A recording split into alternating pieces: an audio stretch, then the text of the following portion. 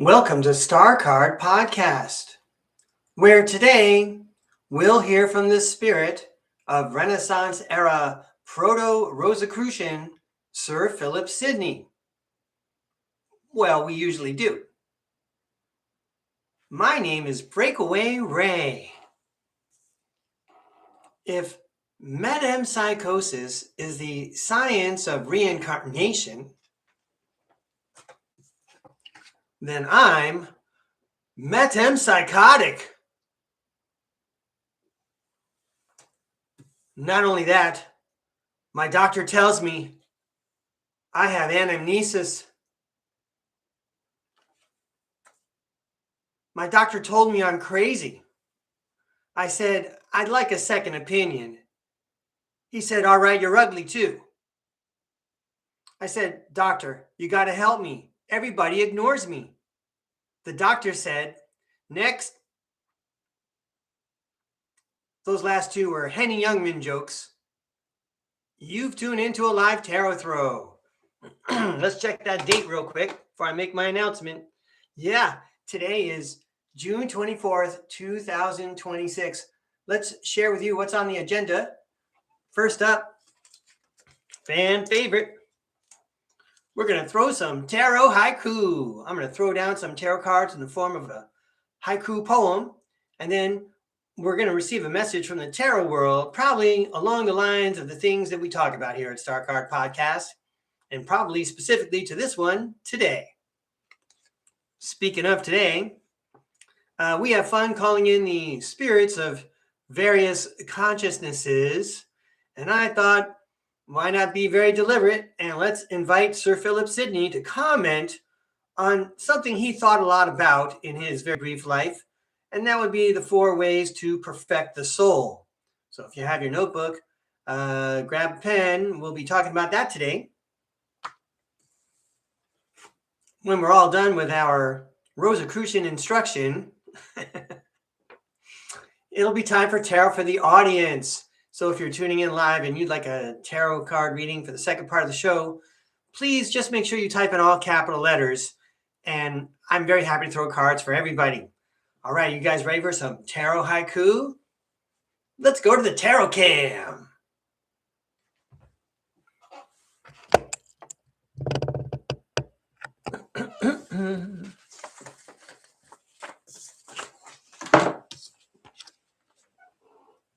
I'm setting up the stage, everybody. Thanks for joining me.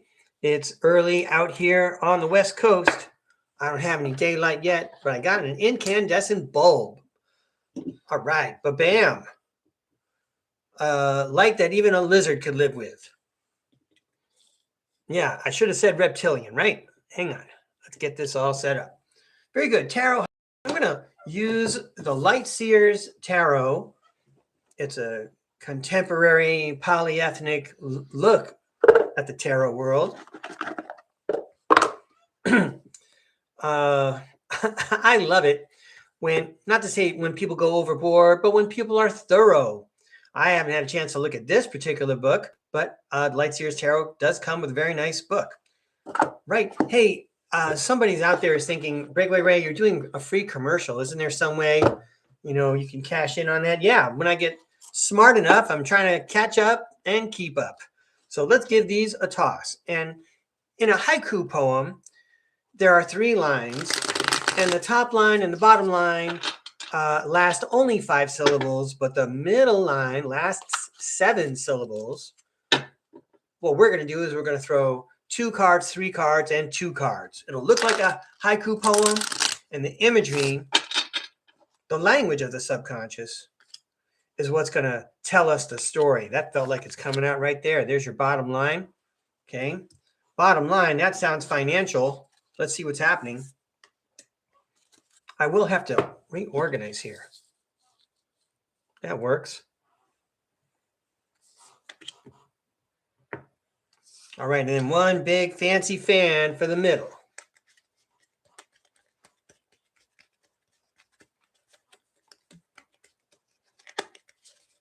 One. Oh, a double. Okay, very, very good. One position. Okay, one position. But this bunch right here in the middle has got some flavor. Someone put some seasoning on that one. All right. This is for entertainment purposes only. So let's have some fun. Thanks for tuning in, everybody, whenever you're tuning in. It's the Knight of Wands. So here we are. We're rocking out. We're having a good time. We're doing the best we can. And then the Two of Cups. We get some kind of communication, some kind of intimate communication, some kind of cosmically placed communication. As you're going along, you see synchronicities along the way. And sometimes those synchronicities come in the form of conversations with people. Of course, that's where everyone thinks first, but I'm Breakaway Ray. I'm thinking synchronicities in every way except for with people for various reasons. But anyway, let's move on with this haiku. We're going along, walking down the street, and then a synchronicity takes place. We get some kind of flashback. Oh, wow. Are we talking about, where is it? Anamnesis. Is that what this poem's about? All right, let's see. I don't know. I'm going to leave the word out there anyway. I just like that poster. The Ace of Wands. Ooh, magically something gets transmitted to the the actual biological transceiver in our brain. Go check out Joe Dispenza if you want to know more about that. Okay, the fact that you could be telepathic, it's biologically hardwired into your system. I kind of want to do this one in a minute. I want to save a little mystery here. What happens at the end? And we get all this information. What happens at the end of that sentence? Wow, the lovers. And sometimes that refers to cosmic love. But check it out. I'm feeling really strongly this is about, human-to-human connections. All right, we do have to look at this. This is an example of Breakaway Ray in denial, looking away. He knows he's got to look at it. He just doesn't want to. Can I hold it off? Can I pretend it's not there? I'm going to play it that way anyway. Let's go to the last line of the haiku. The Queen of Wands. All right, well, I'm going to say everything's okay. The Queen of Wands is a mystic. The Queen of Wands sees the spirit world. The Queen of Wands is enthusiastic and determined and courageous and having fun. She says carpe diem. Okay, she makes plans for the weekend. She makes sure she has fun every day. And then the Empress, that's pretty good that she makes sure she has fun every day because she receives the abundance from the cosmos. And you just, you accept everything, it's good and it's dark side because there's polarity in the universe. Anyway, and for growth to take place, you have to have both, which means you have to address your shadow side. So now I can't avoid it anymore. I got to look at what happened in the middle, and then we'll review the tarot haiku. Because it could be about, let's take a look. Justice and the Six of Pentacles. I'm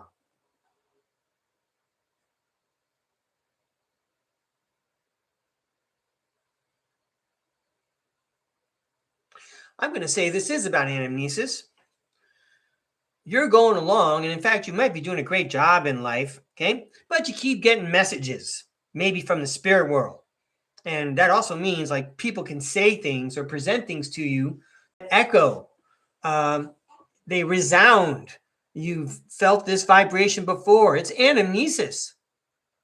And then you slow down, you close your eyes, you use your pineal gland, and then you realize you are correct and it is the truth. And your higher self is trying to get in touch with you, and your spirit guides are saying, let's do business. Okay. And now you have a new relationship with the cosmos.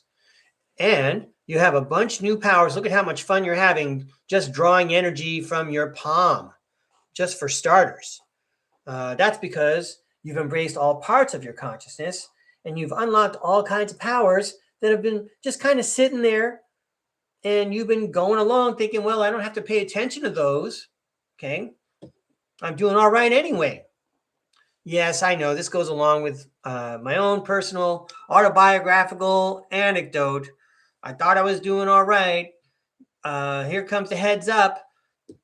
you got other plans and we're going to do business with you. So now, no wonder you have a new perspective on the universe, Breakaway Ray. We're so glad you're having fun, embracing all of it and receiving abundance in lots and lots of ways, including upgrading your soul. And sometimes, again, that means during a little hardship, if that's what you want to call it, Breakaway Ray, because that's what you come down to surface planet Earth for. You can't get this kind of exercise anywhere else. It is altitude training for the soul. All right. Message received. Thank you, Tarot World. And thank you, Lightseer's deck, for the lovely image. Swoot, swoot. Hey, you guys get a room. All right, let me give these a shuffle. I don't want to alarm you, so I'm going to move the poster. I'm going to give these a toss. Yeah, it's time for a change.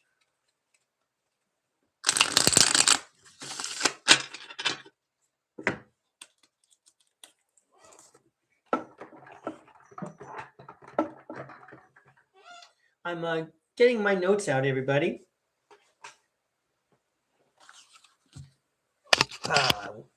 That's not a timeout.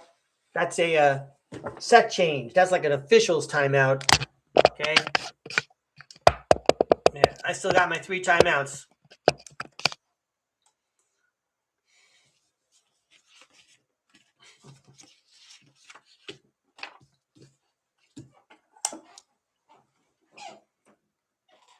I have nicknamed the STARCARD podcast Breakaway University. Sometimes I use that. A few days ago, I did a few-day series of Breakaway University closing up shop for the summer, and that was a lot of fun. I like the yearbook one. I like the yearbook one. But this echoes, as a matter of fact, with Sir Philip Sidney, someone we talked about the last couple of days. Excuse me. Pardon me. Now I have a burp on videotape for everyone to see on the internet. Okay. I apologize. So I have Breakaway University. Sir Philip Sidney had the Invisible College. And, you know, if you understand the Invisible College, and even if you don't, I'm going to try my best to share my understanding of it. It's not just a transmission of ideas in the real world via books and universities and learned people. Okay. It's actually going on in the spirit world, where spirits conspire to transmit this education for a purpose, to raise humanity up, to help us to ascend, and maybe to get back to where we used to be. So anyway, looks like right now I do indeed teach at Invisible College. And you know what else is invisible? My salary.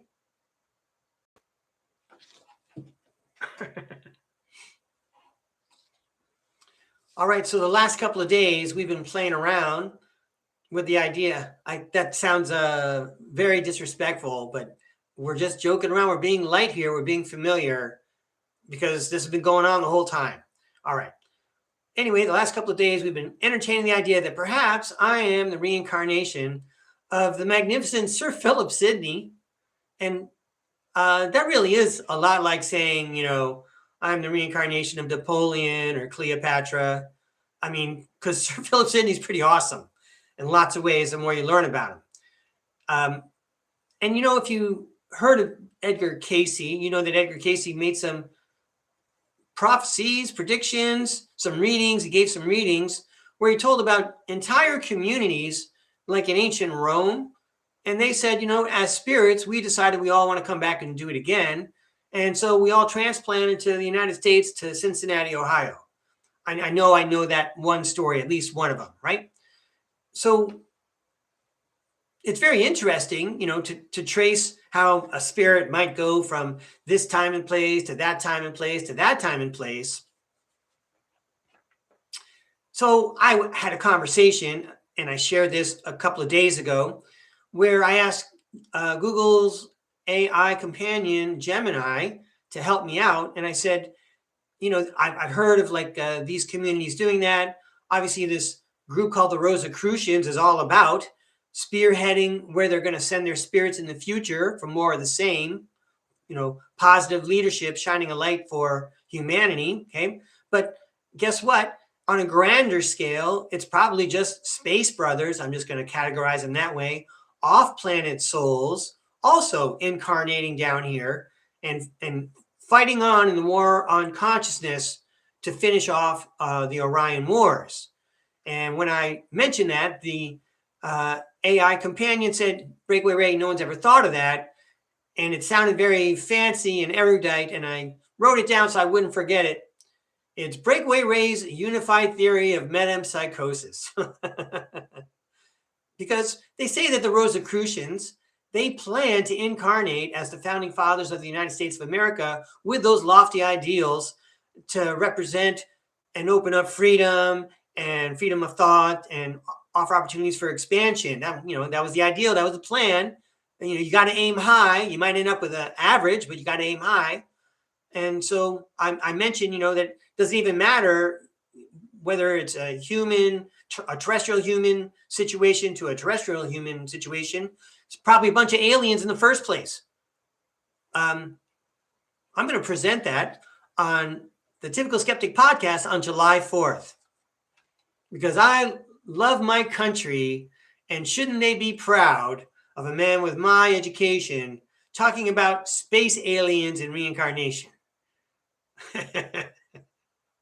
All right. I got a few anecdotes that I'd like to share. I also refer to them as anticipatory sets. That's from my training as a school teacher. And I'm actually going to present a slice of my career, a little autobiographical description, because it's relevant and pertinent and it applies to what we're talking about today. So I taught for 33 years.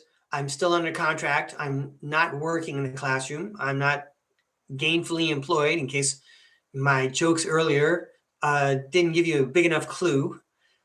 Don't ask me how I'm doing it. It's the invisible salary I get from the invisible college.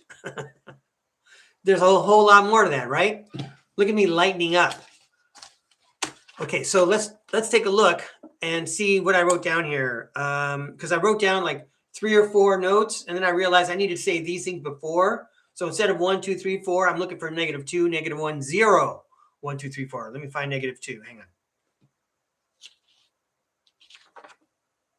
I never wrote down -2. But I did talk about -1 already. Edgar Casey talking on communities reincarnating. Okay, that goes along with Dolores Cannon and Barbara Marciniak, authors of books that say that, off-world entities come down to planet Earth for their purposes and give planet Earth a ride. All right, so now I want to mention I have been blessed, obviously I've been blessed.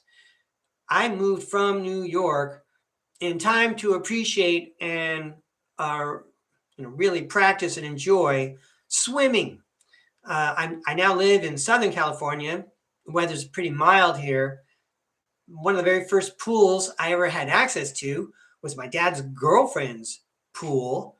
Right when I turned 16 and I could drive a car, it turns out my dad's girlfriend had an extra key to her community pool. And so I could go anytime I wanted. And it was a nice long pool. And it was good because in 85? I think it was 84 or 85. I got into a car accident, and the swimming really helped rehabilitate my body, right? It was like a miracle. It was a gift from God that I got that key just in time. And in fact, I had that key. I had that key for so many years. And then the whole thing is I also enjoyed swimming at the house that I was eventually able to save up enough to buy. More or less, I'm in the same situation. There's a psychic that I went to who said that, according to your soul contract, Breakaway Ray, you have to have water. So like it's incumbent upon the spirit world to deliver to me the opportunity to swim. If you can imagine that. Is that a weird way of thinking of things? Like it's up to them. That was part of the contract. I said, I'll go down there, but where am I going to go swimming? We're just having fun thinking about these kinds of things. And, because, our lives are not a line segment. They are a timeline. And, geometry class, everybody, it's a ray on one side, a ray on the other. They're connected. It's a long geometric line. Your life is not a segment. It's a long, continuous line. All right. Only a teacher would say something like that. All right. I was in so I guess I never finished the story. To try to make it as quick and as painless as possible, there was an insane situation brewing where there was an underculture of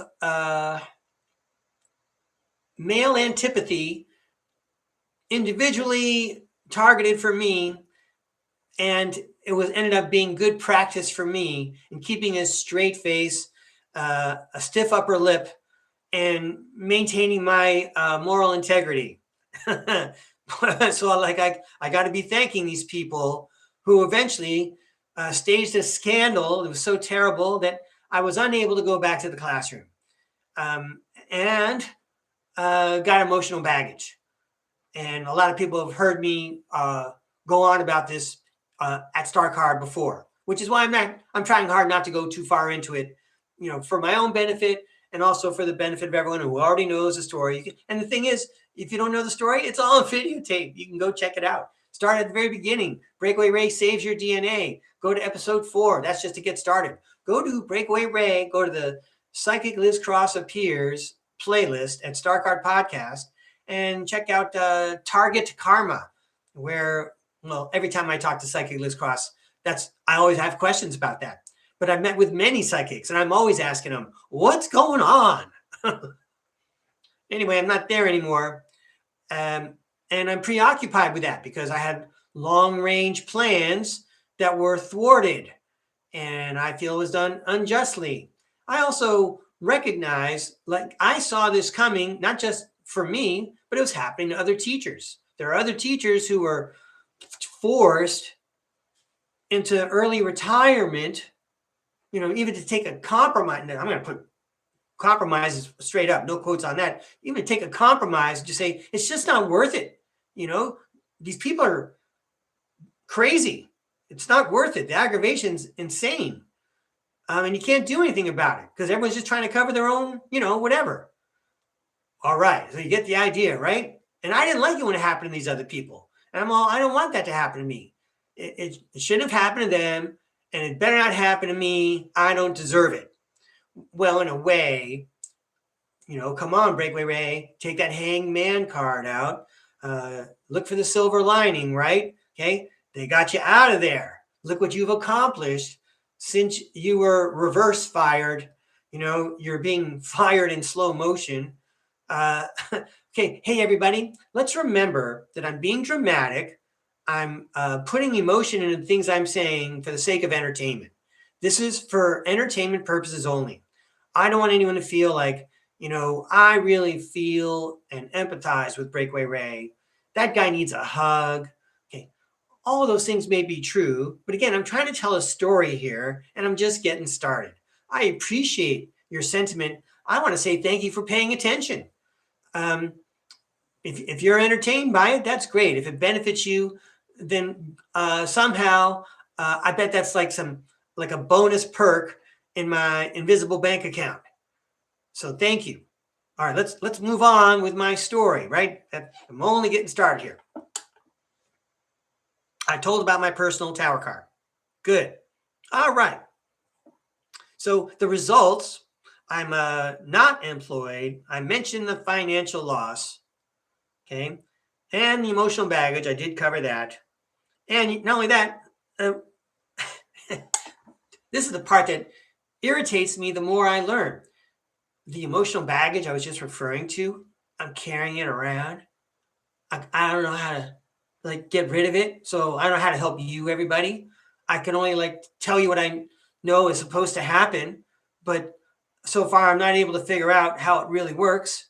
Okay. And if I can't figure it out, I'm going to be messed up in the next life.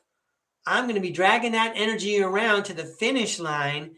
And then if I can't do something with it, if I can't unwind, if I can't separate from it, it's going to show up the next time. This is like science. And I want everyone to know, in case you saw yesterday, okay, I'm already halfway through The Secret Doctrine of the Rosicrucians by Magus Incognito. That book finally came in. So I have a little bit of extra confirmation of things I suspected and the language to use it now, right? Because my obsession with metempsychosis is giving me anamnesis. Hey, in the spirit world, there's this thing called a walk-in. A walk-in. Have you heard of this before? So let's just say there's a person and their soul is really tired. Like they've had enough. You know, they wrote the contract. They bit off more than they can chew. And they're all, yo, I give up. I'm waving the white flag. And somehow they connect to the spirit world. And the spirit world agrees. Well, guess what? The spirit world always has a backup plan, right? They always have a backup plan. And they're all, you know what? We did a lot of work setting this person up down there in their life. And we understand, you know, how that person feels. They're tired and, you know, they may not execute the job that they were supposed to do the way we all planned, but we're not going to let that vehicle go to waste. We had a backup plan. And so they called in the relief pitcher and they send the walk-in soul, and that relieves and releases the soul that was born into that life. And then you have someone who hasn't had to go through all that business in their life, you know, dealing with the emotional issues, and they just walk into the body and they take over from there. Sure, they remember all the things that happened, but they're not emotionally invested in all of it. And they just came from the spirit world, so they have a good perspective on things. And then all of a sudden, they're like elevated, and everyone's looking at them like they're some kind of spiritual leader because nothing's phasing them, and they have all the answers.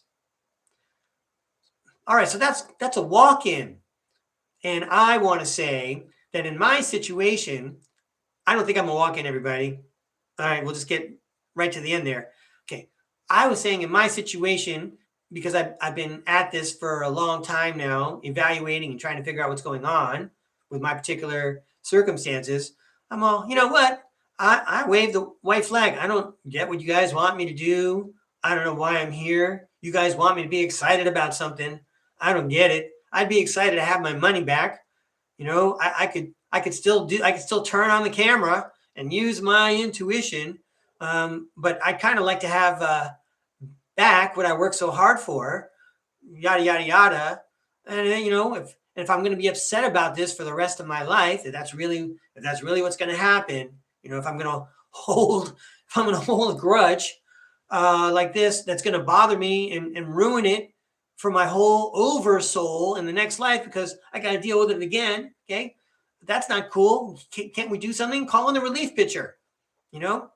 I imagine like if I, you know, really relented and laid down and curled up in the fetal position, you know, they're not going to let this go to waste. STARCARD podcast has loyal, dedicated subscribers.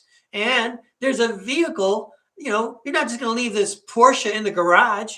I mean, when you consider how practiced I am at what I do with the writing and the creating and keeping the audience's attention and presenting and speaking and what kind of content am I creating?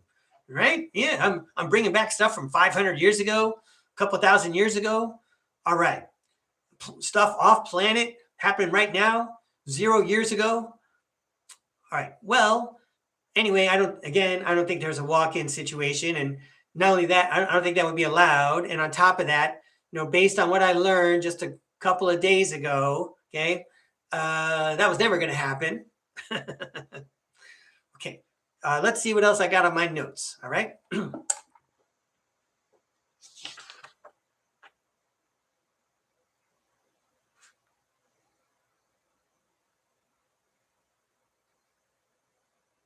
All right. So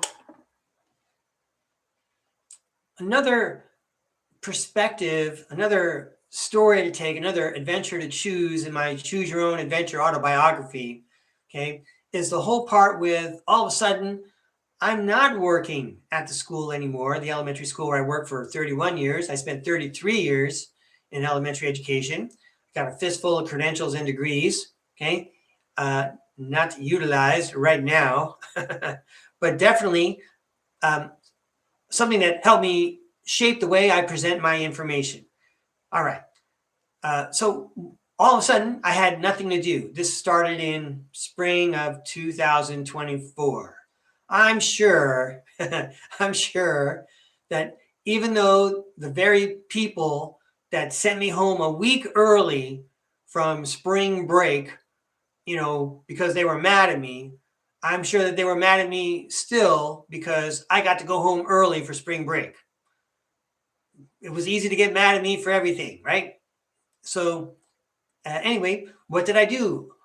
All of a sudden I had nowhere to go, nothing to do. And the worst part, I perseverate. I look at the details. I don't give up. I'm determined. I didn't see the point of cutting my losses. How am I serving myself justice? I'm going to walk out of here feeling like, I've been injured and I'm not even going to try to defend myself. And so there I was doggedly trying to defend myself with people who thought everything's over. Mr. Breakaway, sorry, letters in the file. So I had to pursue writing a book about it. So now we go to, how did I set up my day? I would wake up in the middle of the morning, like 3 a.m. I was fortunate enough to live where I could hike a hill. Some of you may observe some of those pictures from the hill where I hiked, especially in the night. Anyway, I would go up on the hill. I'd follow a fire road, and I'm far enough away where not only can I speak out loud, but I can virtually chant out loud affirmations of my own design. And let's remember, affirmations have a rhythmic quality to them. And it all started with me, finally realizing and thinking about the rosary. The rosary, it's a necklace with a cross on it. And as you go through, I think there's like 50 beads, not only do you say like the Hail Mary and the Lord's Prayer and the Our Father, but, each section, you contemplate a certain, I want to say beatitude. I know that's not the right word. A certain blessing like mercy and, I don't know, forgiveness. I don't know, that's the same thing, but you get the idea. I didn't know it. After all that time, I saw it a long time ago and I didn't make note of it. I didn't memorize because I wasn't saying rosaries yet. And I was already 57. But while I had time hiking, I started praying the rosary, never looked it up. Then I started throwing in my affirmations, and then things started to transform. And well, anyway, I wanted to share that part. Then I come down the hill, I go to my computer, and I'd start writing. Ladies and gentlemen, I'm a practiced writer. I was recognized in the 2001 New Century Writer Award for a play that I wrote called Road to California. I am a writer. You'll see in the description links to 2 books I wrote, one called The Convoluted Autobiography, which I'm going to talk more about, and one called Let's Go Off Planet with Breakaway Ray. But in the Convoluted Autobiography, it's basically me pursuing past lives. Me banging on the door of metempsychosis and saying, I want to know what's going on. Because I thought all this stuff that happened to me, was this like karma?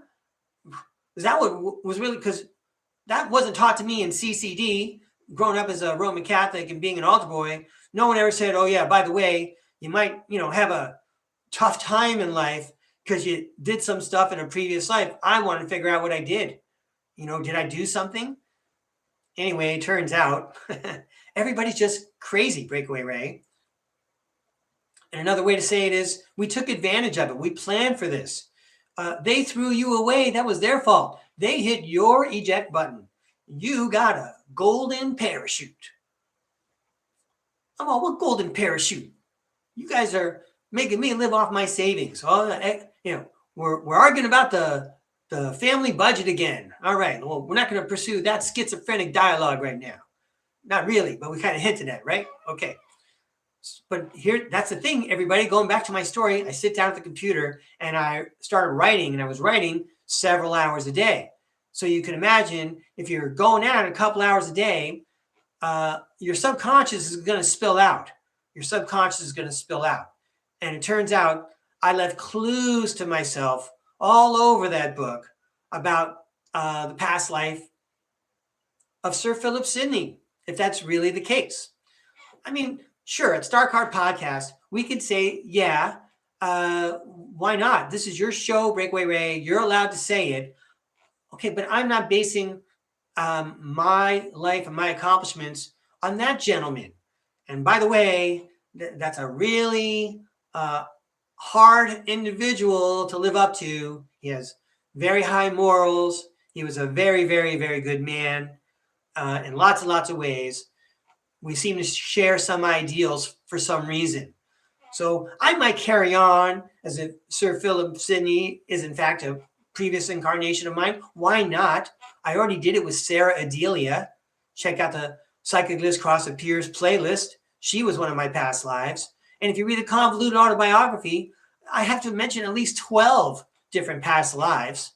Okay. And I left all kinds of clues about Sir Philip Sidney. You know, now that I've let down my defenses a little bit about Sir Philip Sidney, I'm wondering if I haven't heard this before in my life. And again, I'm like, no, it doesn't help me. That's a weird story. Why would that even be important? Okay. I got to go to college. I got to find a job. Okay. That's a weird story for me to entertain. Well, when you're not working and you're hiking in the dark and you're trying to conjure magic in your own brain and you're trying to retrain and remap your neural pathways so that your life changes, you can really get in touch with the subconscious and the spirit world. All right. That's not really something, by the way, that I ever thought was going to happen. Because I live in the United States of America. It's the year 2026. And sure, I remember 2020 when we all had a lot more time to spend examining our own presences, our own auras, okay, and our own timelines. I remember that. But before that, most of my life was, you know what? I'm aiming for retirement like the guy in Lethal Weapon played by Danny Glover. Okay, I'm going to get there. And by the way, I had a head start. I got a jump. So that means I was going to be in a situation that was unusual, even for people in my profession, as far as income would be coming to me if I made it all the way. I needed to work 4 more years. Anyway, so we're halfway through my first term at StarCard Podcast. Okay, but let's review something I said yesterday about living in the United States in 2026, because here at StarCard Podcast, I'm as surprised as anyone that I'm saying, hey, everybody, there really is a soul. There really is a soul. And in response, I'm imagining some of my fellow citizens here saying, there's a soul. Breakaway Ray, soul what? Okay. You live, you work, you watch TV, you die. Oh, Sir Philip Sidney right now wants to take over my brainstem and channel some messages. That's not something he would agree with. And that sounds pretty fatalistic. Is that really what you want your life to be about? No, everybody. If you believe in quantum shifting your reality right now while you're alive, guess what? Why not plan for the next life if you have to come back, right? And, you might also, there might be someone out there saying, I'm folding my arms on this one, Breakaway Ray. You're a privileged white male. You got a lot of breaks. And now you think you're going to help us. Our circumstances are different. Okay. All right. And I'm trying to say there's a guy named Sir Philip Sidney. And if we, take a look at what his goals were, it's worthwhile to pretend that he won. He figured it out. And he's come back to let everyone know that you could do it too.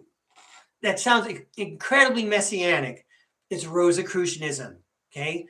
Everyone has God inside of them. You have a soul. And you can shape your soul. You can perfect it. Okay. Don't think perfect a soul. Is there one there? What perfection? For what? Unless you go to services every weekend, unless you believe in advancing your soul and being in touch with God or source or the universe, okay, that doesn't really mean anything to you. That's what they want, by the way, people in the United States of America. This is a long-range plan. They wanted you to swap out your time in the church or the temple on the weekend on Sunday for their perfectly timed Sunday morning sports. They don't want you even thinking about or hearing about a soul anymore. Go watch your TV on Sunday morning. Well, here on the West Coast, we get to watch football at 10 in the morning. Okay? Let me tell you something else. I saw this first person because I was there. In the 1980s, I had the privilege, while I was in college, to take a trip with my college group to the Soviet Union, the USSR. We traveled to Moscow and Leningrad, and now Leningrad is called St. Petersburg. That's the name it originally was before Mr. Lenin took over, okay? But I was there in Leningrad, and they have their, I think this was in Leningrad, not Moscow, but either way, it was one of those two cities. Pretty sure it was Leningrad. They have the Museum of Religion and Atheism. Museum of Religion and Atheism. So in the Soviet Union at that time, their whole society was, religion was a thing, was a way to control the masses and the opiate of the masses. And then here's how atheism works, because, life is scientific and everything's practical and everything's real world. And, there might be some spooky paranormal stuff. I'm putting words in the Soviet Union policymakers' mouths right now. There might be some spooky paranormal stuff, but, don't get caught up with a soul thing, okay? Your job is to work for the Soviet Republic, okay? We're all contributing to this paradise together, this totalitarian paradise together. All right. But anyway, how is that different from what we have here? We have a willing, nationwide museum of ignorance about the soul. That's not where we channel our attention. And I'm going to add again, I'm so disappointed with television. You have so many opportunities to take ideas like this and put them in a creative, positive context where you can lift up humanity. And instead, there's always shows about crime and people solving problems with weapons and people holding grudges and getting revenge. And then there's the news. They always accentuate the very worst that they can find to alarm and irritate and vex everybody. And then let's all team up and pick a side and decide how we're going to share our emotions about stuff that doesn't matter. Because if everyone followed the rules, we could all enjoy the commons together and there would be nothing to fight over. There's abundance for everybody. Ask a billionaire. So let me tell you more about grudges and television. There's a comedian. He's Mexican-American. He's at least Mexican-American. If he was born in Mexico, I don't know, okay? But I'm going to go with Mexican-American. He lives in Southern California, I think, from some of his interviews I've seen. I think he's in Southern California, a bro, one of my bros here in Southern California. Anyway, his name is Al Madrigal. Al Madrigal. I saw him on The Daily Show. This is so funny. This is how my mind works. Okay, I'm telling you, this had to be more than 10 years ago. And I just thought about it, that works for this morning's show. So Al Madrigal is talking to Jon Stewart, I think, on The Daily Show some time ago when they were young men. That's right, because Jon Stewart, he didn't have that frosty top he's got going right now. Al Madrigal is talking about different groups of people, different ethnicities, and how long they hold grudges. So he started with Mexicans, right? His own team. And he says, Mexicans hold grudges for a couple of generations. All right. Then he moves on to the Arabs, because there's always fighting and warring in the Middle East. It's not just the Arabs, of course, but he chooses the Arabs and he says, how long do they hold grudges? And he's got a bar graph. And he goes, well, they last for a couple of centuries. Okay. And then finally, at the top of the graph, he's got the Italians. That's my team. I guess this is why I remember the joke. So at the top of the graph, how long do Italians hold grudges? And the answer was forever. Which comes back to me again. Like, I have to make sure I don't have a grudge about what happened to me, this stupid thing that happened to me, because that thing could totally skew the angle that my soul's supposed to go. If I'm harboring some kind of resentment, that's going to mess things up for the next couple of lives if I don't figure it out. That's like the most important thing to me, besides the money thing. But that's part of it, right? All right, I think I got all that covered. I haven't even finished page 1 yet. Let me look.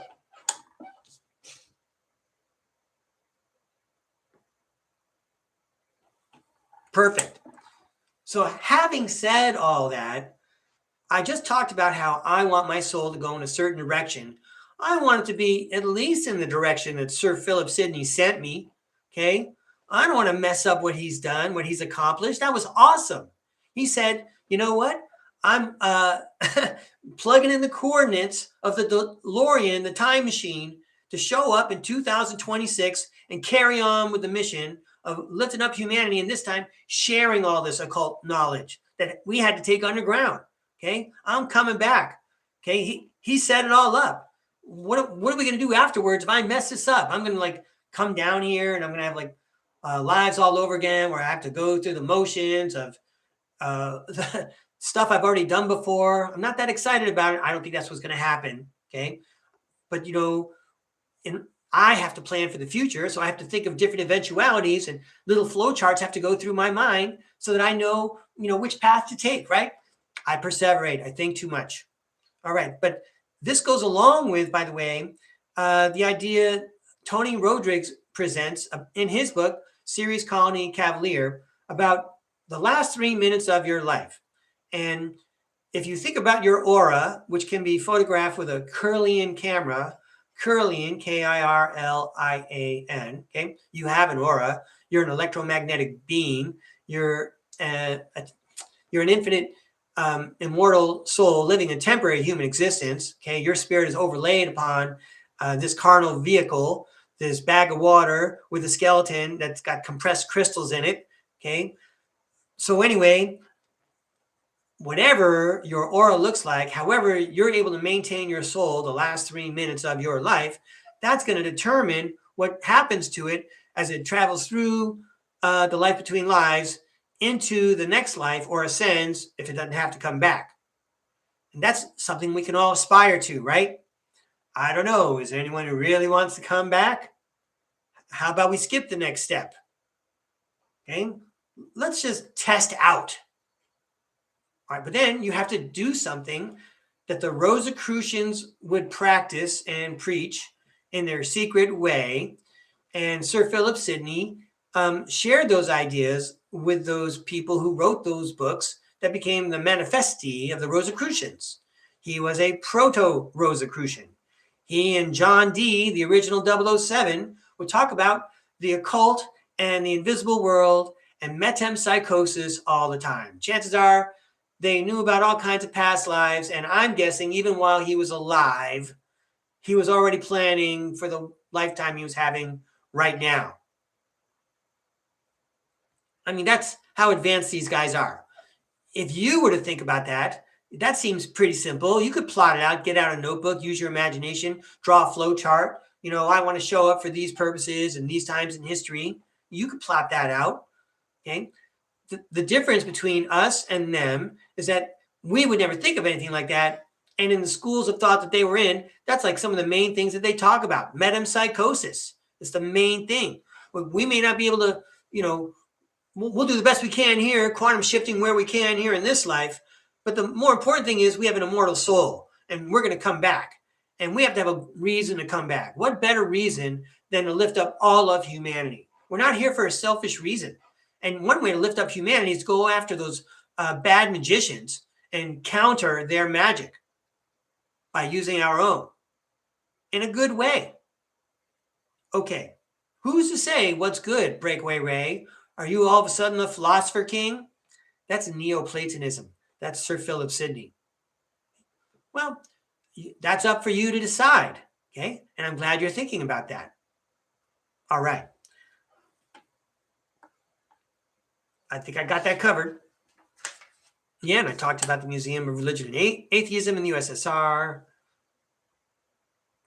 Okay, yeah. I mentioned that when you talk about the Museum of Religion and Atheism, you're saying religion was really just a bunch of archaic superstitions. I'd like to start over, please. When you're considering the objective of the Museum of Religion and Atheism in the USSR, which I visited in the 1980s, okay, they're presenting religion as, archaic superstitions that trap people in their thinking so they would never advance beyond, their economic status. They would accept their lot in life and just be spiritually grateful for it. And their minds would be controlled that way. And you wouldn't be allowed to think scientifically and to advance in your perspective on where humanity would go, because you would be trusting a minister and, some kind of a religious leader, as opposed to the theocracy. The USSR wanted to have what they were aiming for, their totalitarian system. It's just a different kind of totalitarianism, right? Okay. And then as far as souls go, well, again, a soul, paranormal, pretend spirit, coincidence, a spooky thing. Don't get all excited about it. Mother Earth, it's just a expression we use to characterize the earth. She's not really alive, right? That's not really a thing. Okay. And ghosts are, your spirits, you're using your imagination. I'm taking the point of view of those policymakers, the Politburo in the USSR, what they wanted their population to think. Okay. So they didn't want, of course not. In general, people don't want the proletariat to know, the serfs to know about the soul. And if you have a soul, it's a one-time go-around. There's no metempsychosis. We're even going to make it hard for you to pronounce, okay? There's no metempsychosis. There's no reincarnation.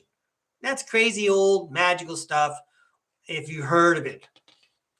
Meanwhile, they obfuscate and they abscond with the occult magic, and they're busy having a good time with it.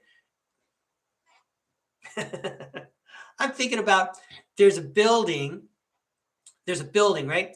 And you could draw a partition between the building and make two halves. And in one half, there's like a couple of people. And in the other half, there's a whole bunch of people. And they all have, basically airline snacks. Okay. And they can get a drink of water from the water fountain. Okay. And meanwhile, there's a couple of guys on the other side. And it just looks like there's cabinets everywhere. No one sees it, but those cabinets are stocked. There's booze. There's a refrigerator. It looks like a cabinet. Nobody knows what's in the cabinets. And there's a thermostat on that side. So the people on that side say, you know what, we're going to draw the partition. You guys have all the snacks over here. You guys have all the snacks. Well, we'll just draw the partition. Have a good time over here with your party. We'll stay over here. We don't want to bogart your snacks. Okay, you don't have to share with us. We'll just stay over. They draw the partition, crank up the air conditioning, and they're rocking out using all the magic over there. And they didn't share. That's kind of what's going on, everybody. Regarding the occult. That's my point of view today. You have access to it, or you should have access to it. It's part of your inheritance. It's part of what you can do. Prove me wrong. Try it. Prove me wrong. Tell me you're not magical. If you weren't magical, you wouldn't be watching this right now. All right. So I have another example I want to share.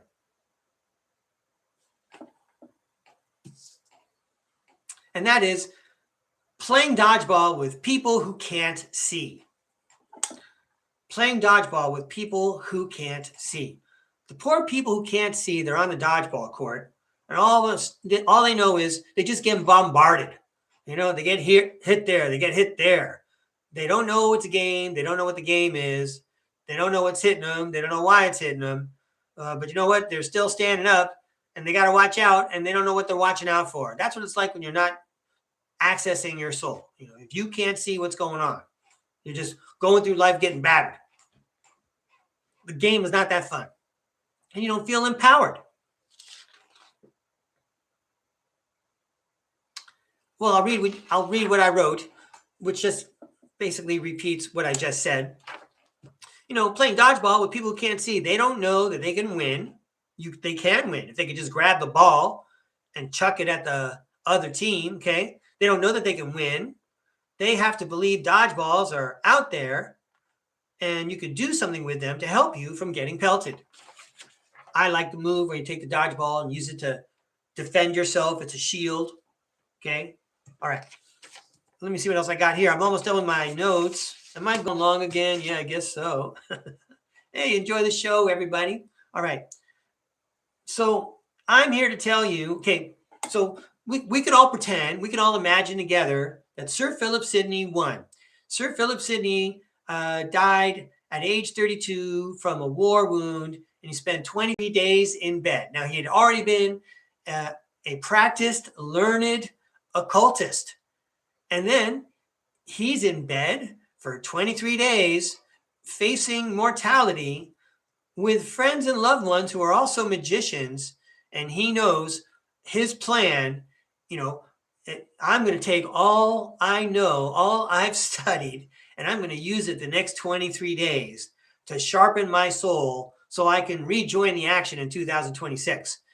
And, he did his affirmations. He visualized his connections and what he wanted his soul to look like and how he wanted his soul to be enabled. And of course, he's helped the spirit world so many times that a lot of angels want to help him back and reciprocate.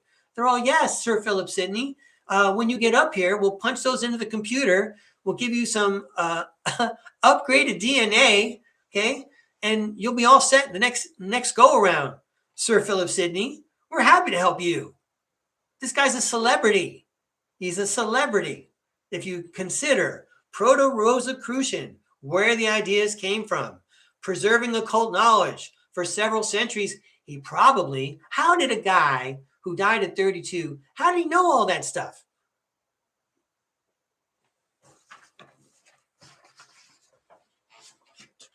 Metempsychosis, ananesis. He probably had some other previous life where he filled the same role. God bless him. All right. I hope I can keep up. That's another reason why, I don't want to say I identify with this guy. I hope I can keep up. Those are big shoes to fill. Phil. Anyway, Sir Philip Sidney succeeded. Here I am. Here he is. Okay. And why? To write books no one will read. Okay. To kill time until he dies again. I don't know how long I got. I'm being told I'm going to be around a while. Okay. Surely you didn't set this all up, Sir Philip Sidney. I needed to know what the game plan was. And eventually, of course, it was all set up where there were backup plans. Like if Breakaway doesn't catch on here, he's going to catch on here. If he doesn't catch on here, he's going to catch on here. It's been taking a long time. I had to wait until I eventually figured out why there was a James Bond character in my book. That seemed to help me put two and two together because I'm so skeptical. I doubt this so much. This is a hard buy for me. It does not match up at all with anything I thought about getting up to this point, and I'm an old guy. All right. But Sir Philip Sidney won. He won. Okay. I was asking for a plan, and now I have a different perspective on things. I like that idea. Sorry about that. I like that idea that I shared the other day where you could go, to any previous STARCARD podcast, previous to this week, previous to June 2026, and you could say, check out Breakaway Ray. This is a guy who is the reincarnation of Sir Philip Sidney, and he doesn't know it yet. And then you can listen to what I say. Because again, I didn't learn this stuff really from other people.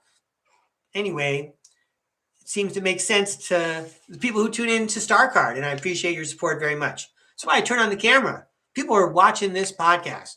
People are digging some of the stuff I'm doing. Cool. All right. Let's keep going. Breakaway Ray, you're building muscle memory on presenting and having a good time while you're doing it. Better than sobbing off camera. All right, let me check my notes.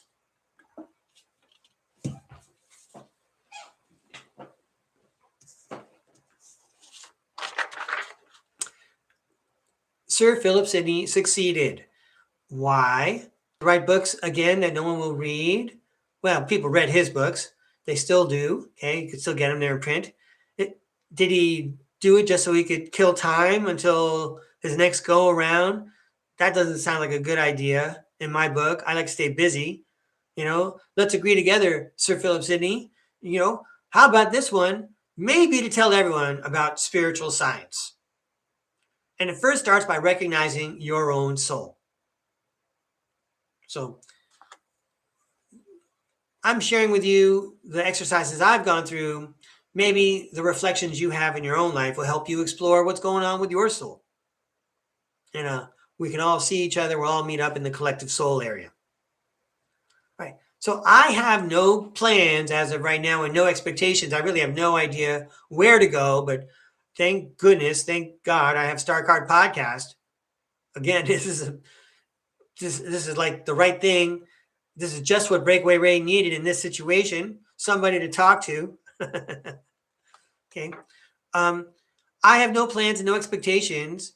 Everything has been taken away from me. So, Sir Philip Sidney, what do you want me to do? What's the plan? Meanwhile, I'm asking for clarifications and help. Okay. I don't see it. I keep hearing that the call gets stronger. I'm an adult who cries every day. Okay. So if I give up because I need a job and I don't know what any of this is about, they'll just send a walk-in, right? Okay. Am I a walk-in already?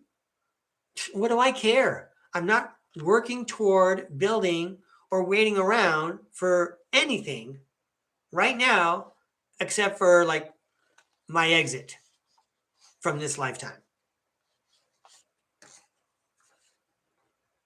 So anyway, it sounds grim.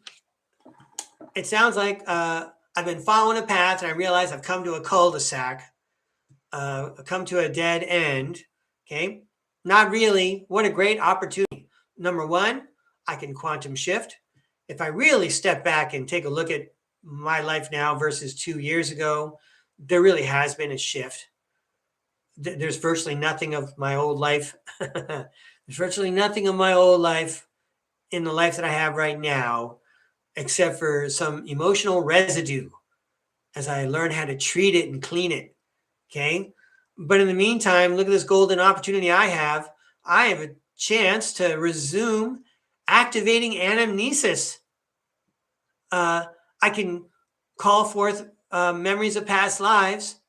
And I'm sure I'm only going to learn about the ones that are beneficial to me and everybody else. Okay. And I can activate anamnesis for my next life. Poor Sir Philip Sidney, he had 23 days in his marathon sprint to the end there. Okay. I have an unimaginable amount of time right now to practice something every day to set my soul in order, to make my aura look in a certain way so that in the next life, Sir Philip Sidney will give me like a high five and say, good job, Breakaway Ray. That was exactly right. Good shot, bro. Okay. And I can hand the baton to the next person. She'll be awesome. I want to say I've seen an example of this in my own life. I had a grandpa who lived till he was 103, 1907 to 2010. And short story, we were very close. But his whole thing was, I could go any day. He's right. But he said it for like 40 years. I could go any day. So everything was all set up, in case he died, you just go to this drawer. Those were where the important papers were. Okay. And everything else you give to charity. No mess, no fuss. Is Breakaway Ray going to talk about the money? So in my family, we had someone we could trust, regarding finances. And maybe there was someone equally as close that we knew it was not safe to trust. But in any case, with our grandfather, there were 3 grandchildren, and all of his money was in our name. So when he passed away, no probate, no fuss, no mess. Okay, he made it easy, and he made a joke about it. I remember this. It was his 100th birthday. It was his 100th birthday, and it was an occasion in which it was not on a Sunday, and we weren't at my house or one of my brother's houses. Actually, yeah, that's true. So anyway, we weren't at my house. We weren't at my brother's house. We were actually at my grandfather's hotel. The 3 of us were there. It was my grandfather's 100th birthday, and one of the things my grandfather mentioned, in company with other people there, regarding finance, he pointed to all of us. He said, "You guys could clean me out right now." And he's right. We had the wherewithal to do it. We had the power of attorney and everything. Of course, we didn't do it. Okay. Anyway, he was a very, how do you say? He had that idea that, I don't need new clothes. It's better to save than to spend. People criticized him for being frugal. What's that? He was a Scrooge. No, he wasn't a Scrooge, but he was just he was very much a penny pincher. Guy lived through the Depression. Okay. He bought savings bonds. If he had extra money, he's all, I'll take that money and I'll double it in 30 years, and it'll be a present for my grandsons later on. Anyway, way to go, Dante. But again, back to, his spirit. He would carry a rosary around with him all the time. Was there a spare moment? This guy knew how to pray the rosary. Was there a spare moment? Did he have nothing to do? Just take out his rosary and pray and meditate on all the concepts the rosary says to meditate on. Okay. He wanted his soul to be in a state of purity for his ascension when his soul left his body. Right. I hope it worked out well. Guy never got angry. I think I could count on one hand the times I heard him use a cuss word. He never, he was all about, I'm not breaking commandments. I'm not going to sin and mess things up. And that's kind of how I feel right now, right? I'm not going to mess things up now. I got too much time. It's too easy to mess things up. But anyway, here we go, everybody. We're going to follow Sir Philip Sidney's rules. I got them written down right here, okay? We're going to activate anamnesis for our next life. We're going to put things into our vibration that are going to remind us in our next life about what we were aiming for in this life, what we wanted to do, okay? We're going to consciously, deliberately craft the next life so that we can up-level and empower ourselves. Next time around, these limits that might be bothering us this time around, they're just not even going to be part of our programming for the next time around, okay? Here come the 4 steps. I'll put it down here so you can take your notes, okay? Or maybe get a screenshot.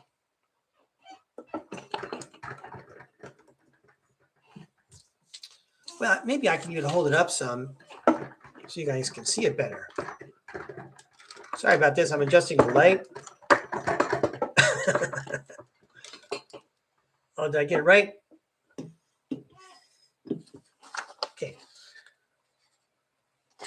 You might want to get your screenshot of that's not even handwriting. That doesn't count as handwriting.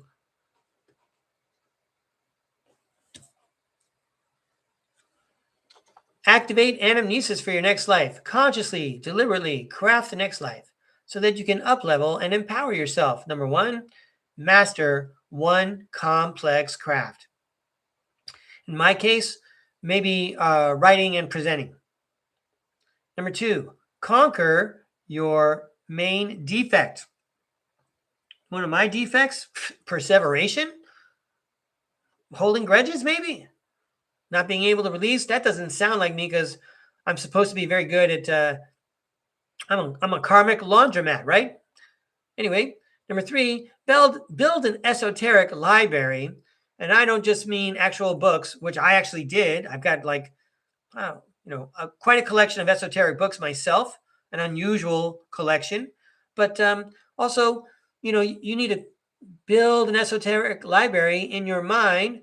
Consider Giordano Bruno's memory palace and start constructing, places in the home of your soul. What do you want the palace of your soul to look like? Because when you leave this body, okay, that's exactly where your soul is going to go, right? Your soul is going to go to the planning hall where you have all your spirit guides sitting around the light round table and you're all discussing the programming for your next life. And then you can build in your mind, in your meditation, a hall of entertainment where all of your favorite foods are accessible, and whatever you choose for entertainment, and that includes a bookshelf, by the way, it's all there. That's why it's a hall. It's gigantic. Okay. You can also pursue and go outside to your recreation area. What do you want to make sure your soul has to recreate in the afterlife and in your next life? And that might be a place where you program in, if I got to come down to surface planet Earth again, I want to make sure I have a pool to swim in. I want to make sure I have a place to hike. I want to make sure I have a place to jog. I want to make sure there's a gym nearby. I want to have a bicycle again. I like flying kites. I'm in Southern California. I want to go surfing again and boogie boarding. Okay. These are all things that you can think about. You could try and quantum shift while you're here, but make it easy for your next life, right? Focus on it now. Make that your entire auric buildup and makeup. And that does include, by the way, running rhythmic commands. I shared with you how I went on my hike early in the morning and I was doing affirmations. Affirmations can be rhythmic, and you can even build a rhythm into them. You can make them a poem. You can make them a rap. Okay, make it easy for you. And then these are things that you can sing or hum out loud or, to yourself, while you're in pause, while you're in meditation, while your mind is, delving into the theta state, the creative place where your subconscious is tuning in and listening and receiving very clearly what it is you want. Is that crazy talk? What else are you thinking about? You got something better to think about? So, I can come upstairs for this part.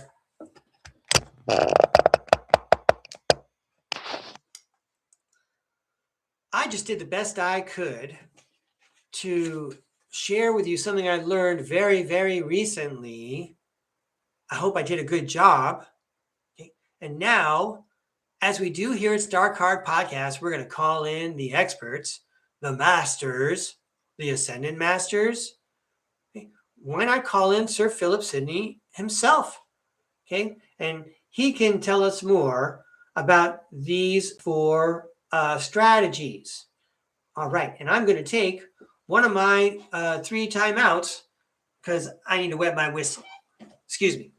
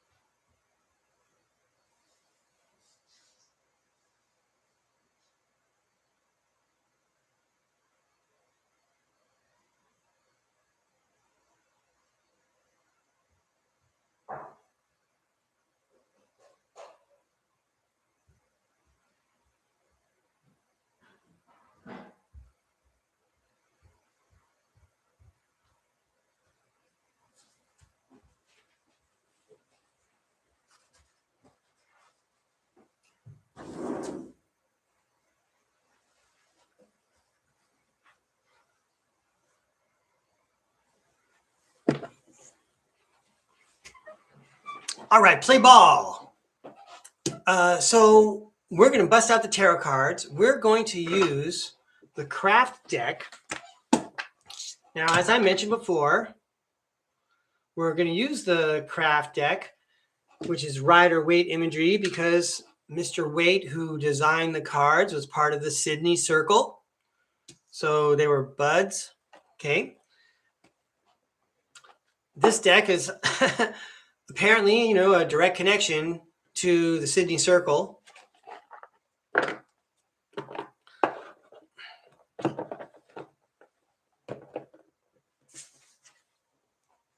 I know.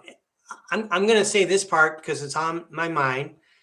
This happens all the time. I know I've shared this before. I wasn't sure I was going to turn on the camera today, but I think the tarot world's very happy about it.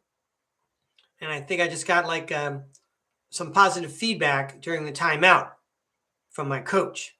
So I'm going to invite in Sir Philip Sidney through the tarot cards to give us a little extra clue or hint or commentary on those 4 strategies on shaping and perfecting the soul. Shaping and perfecting the soul. We're going to, let's see, can I throw cards for all 4 at the same? I think I can.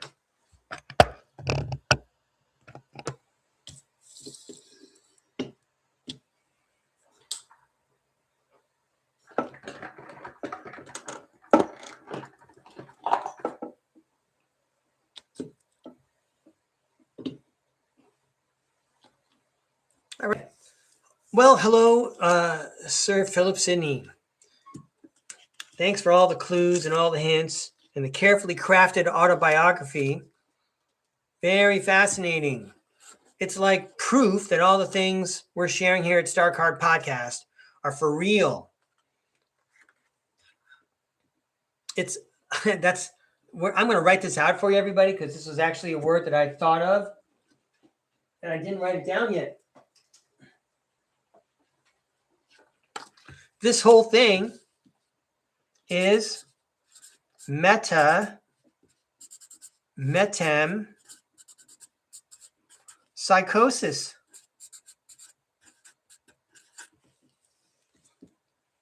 Is there metempsychosis? Is there reincarnation? Yeah, this whole podcast is about that. All right. And so now we're going to talk about what Sir Philip Sidney did in each of these areas. Sir Philip Sidney, your commentary, please. Your expertise. Yo, speaking about expertise, there couldn't be anyone more expert in this category. Well, there's actually many ascended masters, according to the book that I'm reading, throughout the centuries, throughout the millennia. But we sure thank Sir Philip Sidney for making sure that this information got transmitted and passed on to us. Now is a good time for us all to listen to Sir Philip Sidney. Thank you very much, Sir Philip Sidney.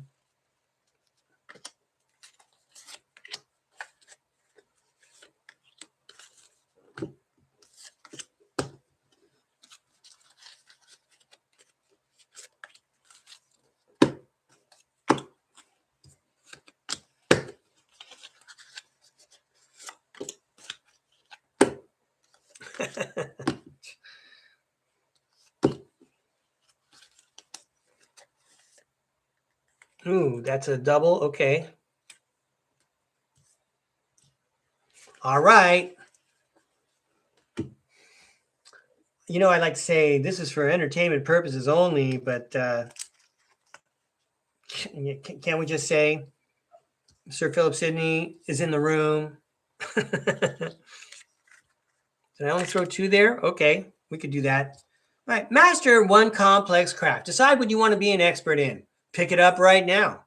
Make it part of something you do every day. Ooh, I want to become a better checker player. Okay, I'll play computer checkers and get better at it. I want to become a better musician. Gee, in this lifetime, my fingers just don't seem to hold the frets of the guitar the way I like, but I'm going to give it my best go, like Lisa Simpson, who practices on that saxophone, okay? I'm going to master one complex craft. I always wanted to be a popular singer where, people can hear my voice as much as, it makes me money. So I'm going to go ahead and sing every day from now on for the rest of my life. And then watch this. It's going to bring me such joy. I am sure I'm going to be singing in the next life. Master one complex craft. The hermit. You're making plans for your own soul's path. And why not aim high like the King of Pentacles? Well, the Knight of Pentacles says it's going to take a lot of work. And you can start right now with what you got. Master one complex craft. Thank you, Sir Philip Sidney. Okay, next up, Sir Philip Sidney. Okay, we want to conquer our main defect. Would you like to comment on that, please? Sir Philip Sidney, give us a pointer on conquering our main defect, please. Yeah, Seven of Pentacles, you got to go with what you grow, and you're only growing good things. Bad things don't grow, right? They don't make it to the flowering stage. God wouldn't have any of that. Go with what you grow. Bandage all the wounds. Address the wounds. Address the wounds.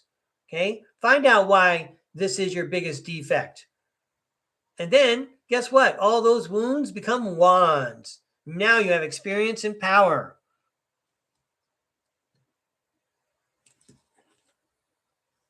You have power. Bam, there's the tower. So you can zap your biggest defect if you empower your positive side and address your wounds on the inside. You can change that for your next life.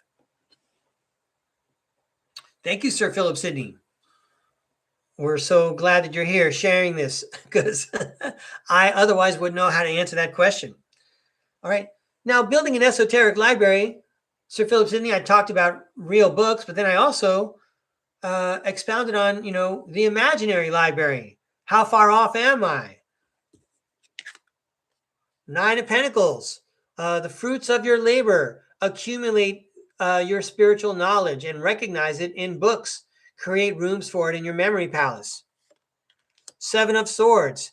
You are correct, Breakaway Ray. Sometimes it's best just to keep that hidden. You don't want to walk around all, the rest of your life with a bunch of journals that someone has to throw out when you're gone, okay? You're talking about building a memory palace. Hide your valuable truths. That's what those swords are. Conceal those truths in your memory palace. You plan to use them later, okay, on your way to the next life.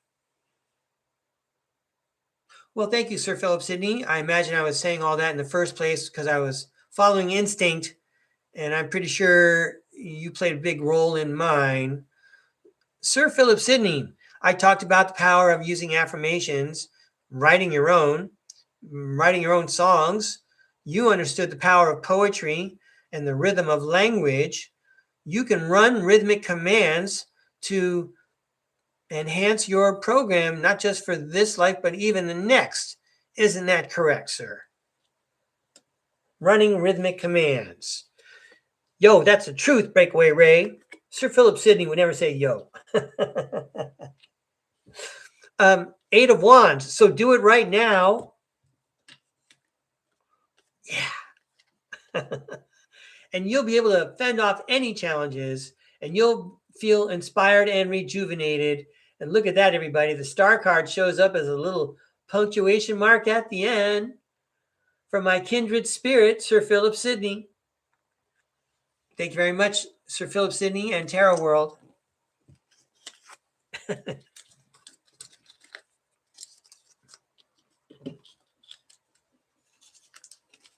I'm going to give these cards a toss. And hooray, we made it to Tarot for the audience. I can't wait to check out the chat and see who's here besides Sir Philip Sidney. Thanks, Tarot World. Please stand by.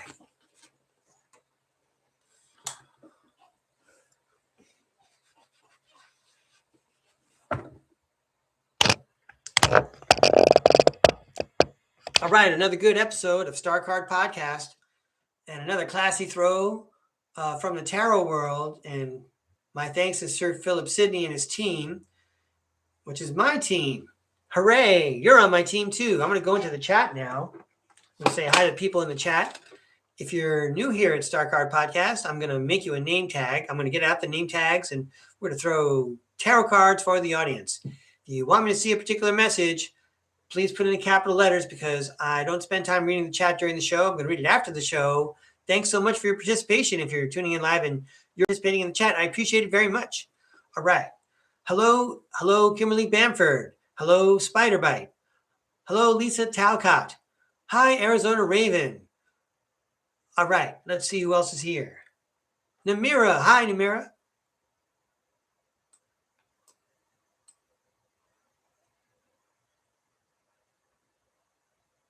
Hi, LMAAB.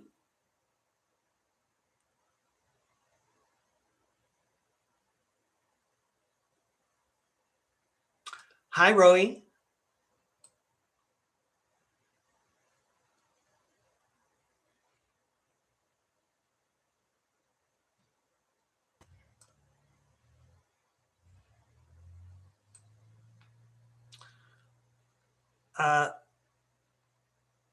I'm still checking the chat for names. Oh, yeah, Creme de la Rose. Hi, Creme de la Rose. All right. I'm going to draw a line now.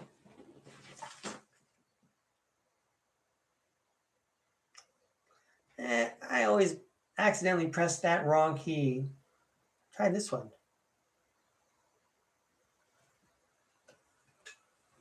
All right, so I drew a line.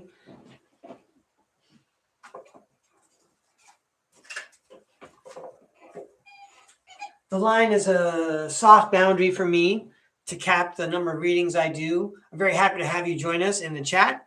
If you come in after the line, it's up to me whether or not I can squeeze you in. I could probably squeeze you in. I still got to draw a line, right? All right. So, yesterday I didn't put away all the name tags. I don't like it when I don't do that. Oh, also, if I missed your name by accident up above, could you type me a message below? Like I'm not trying to miss you. Let me go back and see if there's any capital letters somewhere here. I just look for names. I see Aloha from Creme de la Rose. Thank you for the capital letters.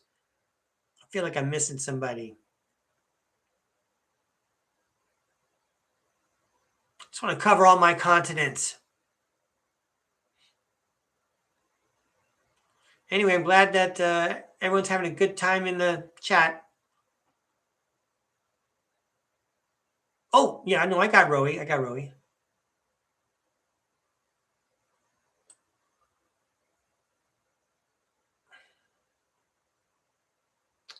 Okay. Well, I'm going to move on then.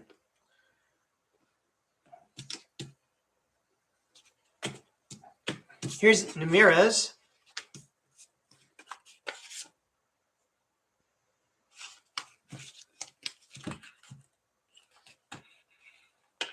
I have some cats and some schoolhouses here.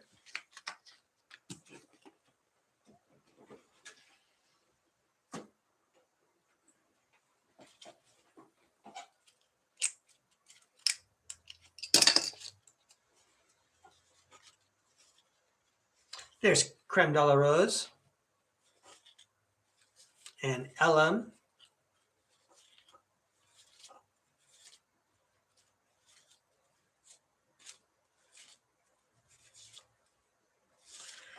Lisa Talcott.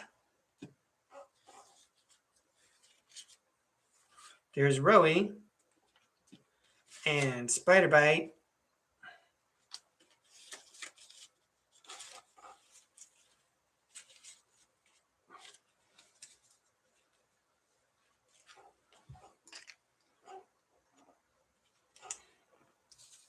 I'm glad I drew that line. All right. There's already quite a pile, and I still haven't gone through the schoolhouses yet.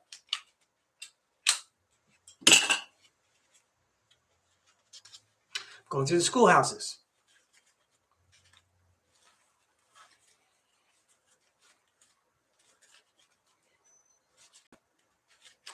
Arizona Raven.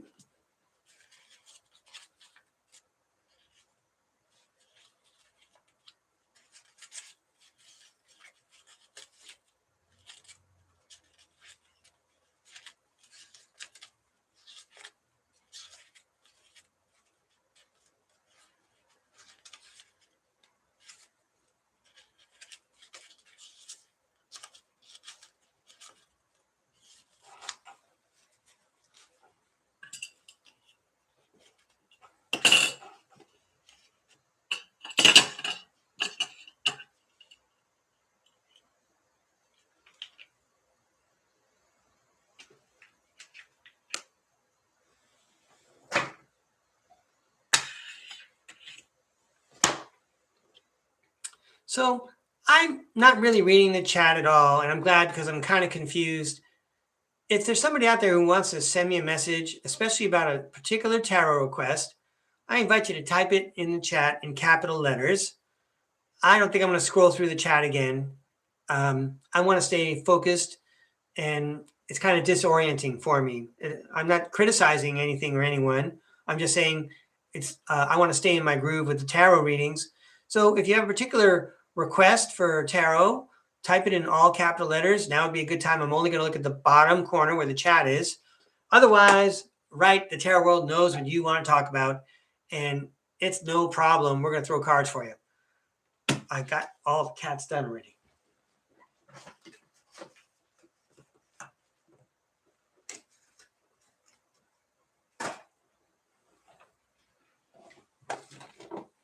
And we'll get out the fantasy color deck too.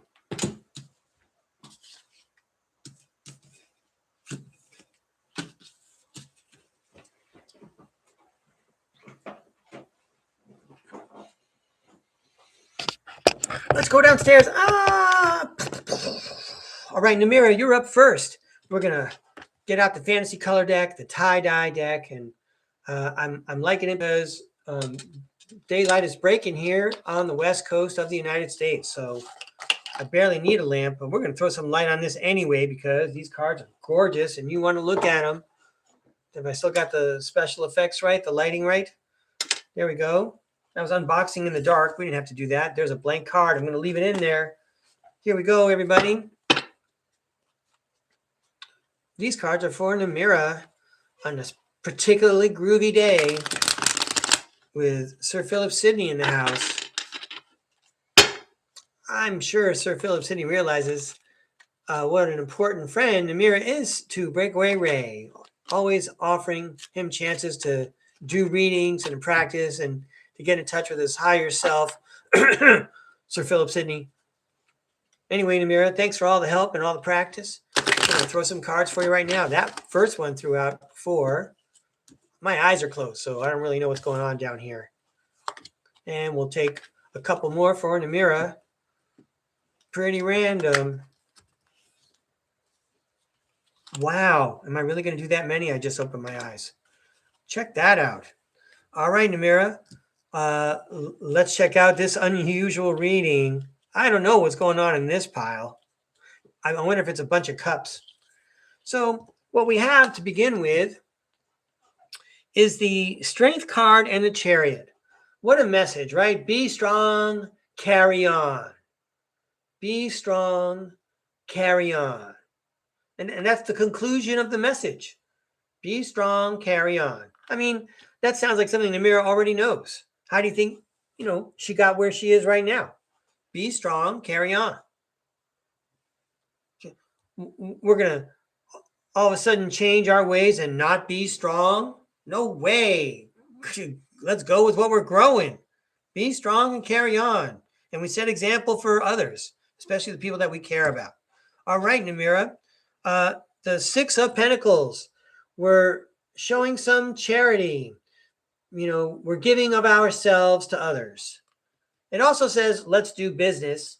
It talks about giving and receiving. But I'm saying we're giving of ourselves to others. The Hierophant, the learned man. It also talks about social acceptance. If we're giving of ourselves to others, then we're doing it in a very deliberate way because we know it's for the good of everyone involved. And the Queen of Wands says, this is an opportunity to have fun. We're empowering someone at the right time to their advantage and ours as well. This is kind of like if you're blessed enough to have a child and that child turned 16 in the United States, they can get a driver's license. Shit, now you got a designated driver. Because you spent the time to teach that kid to drive. All right. So the 5 of Swords says, you should definitely go for it. And you got to play to win. So let's see if we can take a look at that message again for Namira, who's going to be strong and carry on no matter what. I guess we're taking a chance. We're going to play a game. We got a chance to work, even give of ourselves, mix our energies up, because we can see that we got a chance to have some fun with this, especially if we win. If this was the United States, Namira, I'd say, are you signing up for a co-ed softball league? By the way, that'd be a nice place to meet people of both genders. Okay, wink, wink. So let's take a look at this adventure. What happened here? The Hermit turning inward. The Nine of Swords. There's something on our mind. The 10 of Swords. But you know what? Whatever that was, it's past. The hard times are over. So the Wheel of Fortune says it's time to justice, do the right thing. And the Hangman says, have another look at things. Well, this is me, I would perseverate. I'm thinking that, things actually turned out worse than I thought. No way. Okay. You went for it. You wouldn't want to step back and say, I wish I had always tried it. You gave it your best shot and it was awesome. Okay. So there's no point second guessing yourself. And by the way, if there were any bad times, you got past it. And now it's time to balance things out, have a balanced perspective. Okay. Be strong and carry on. Well, Namira, that's what the story told me. That was a lot of cards. I hope you enjoyed the reading. I feel like it was a good message for everyone to hear, because it seems like a dynamic that everyone experiences. Thank you again, Namira. And I appreciate your feedback in the chat, Namira. Thank you very much. Thank you, Terra World. And Sir Philip Sidney, if you've been helping out, of course. Who do I think is in charge of my brainstem during StarCard podcast? Sir Philip Sidney would love to have had the internet back then if they did not have it. Can you imagine that guy with the internet? Oh my goodness. Okay, hey Rowie, let's throw some mystical cards for you now. Why don't we go to the Lightseers deck? All right. Hey Namira, thanks again for your feedback. Amazing. It's amazing. Well, we're all partying in the subconscious together. I'm just pulling down the pictures. I'm listening and translating, right? I train myself. I use the Berlitz program of learning tarot. Here we go. These cards are for Rowie. Let's check the collective subconscious for Rowie. Here we go, Rowie. Here's what you need to know, what you want to hear. Way to go, Namira. I appreciate all your comments. Thank you. And Rowie, these cards are for you. Wow, Rowie, let's start with the Tower card. Hooray, we get to clean things up and knock things down that shouldn't be there anymore. The Strength card and the Nine of Swords. Is that the 9? 7 of Swords. Oh, excuse me. The Strength card and the 7 of Swords. Something came down. There was some kind of Tower card. And maybe it's like, yo, that was a real surprise. I didn't know that was going on. They got busted. That's kind of like finding out your neighbor down the street was participating in something unsavory and nobody knew. And then justice stepped in. It's the Justice card. Woo! Come out of the house with your hands up. Okay, that was for entertainment purposes only. Okay, nothing like that would ever happen. But I'm just trying to spell out the dynamic here. I know of a dynamic like this in my own life. I heard about it about a month ago. But anyway, this is about Rowie. I mean, we could respell this energy in a minute when we see what the rest of the cards have to say. 6 of Wands. Phew, what a relief. It's the 6 of Wands. It's the Victory card and public recognition. Oh. maybe nobody knew or saw or recognized that behind the scenes, Rowie was cleaning up the mess someone left with the tower card. Nobody saw that. But you know what? It's the right thing to do to recognize Rowie for making it through that adventure, because we all, I mean, not that it matters. You know, Rowie needs to take care of Rowie first. Okay. But in a way, by taking care of Rowie first, benefited everyone around Rowie.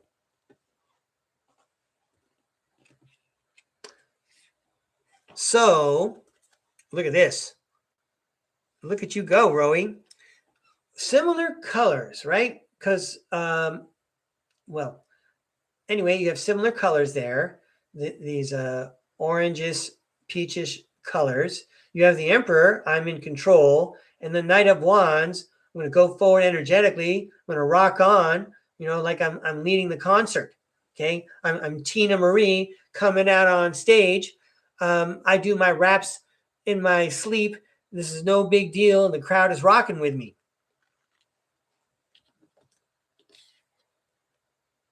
And then I go back to work, back to sleep in the moon, in the subconscious world. That's where I plan out all my next adventures.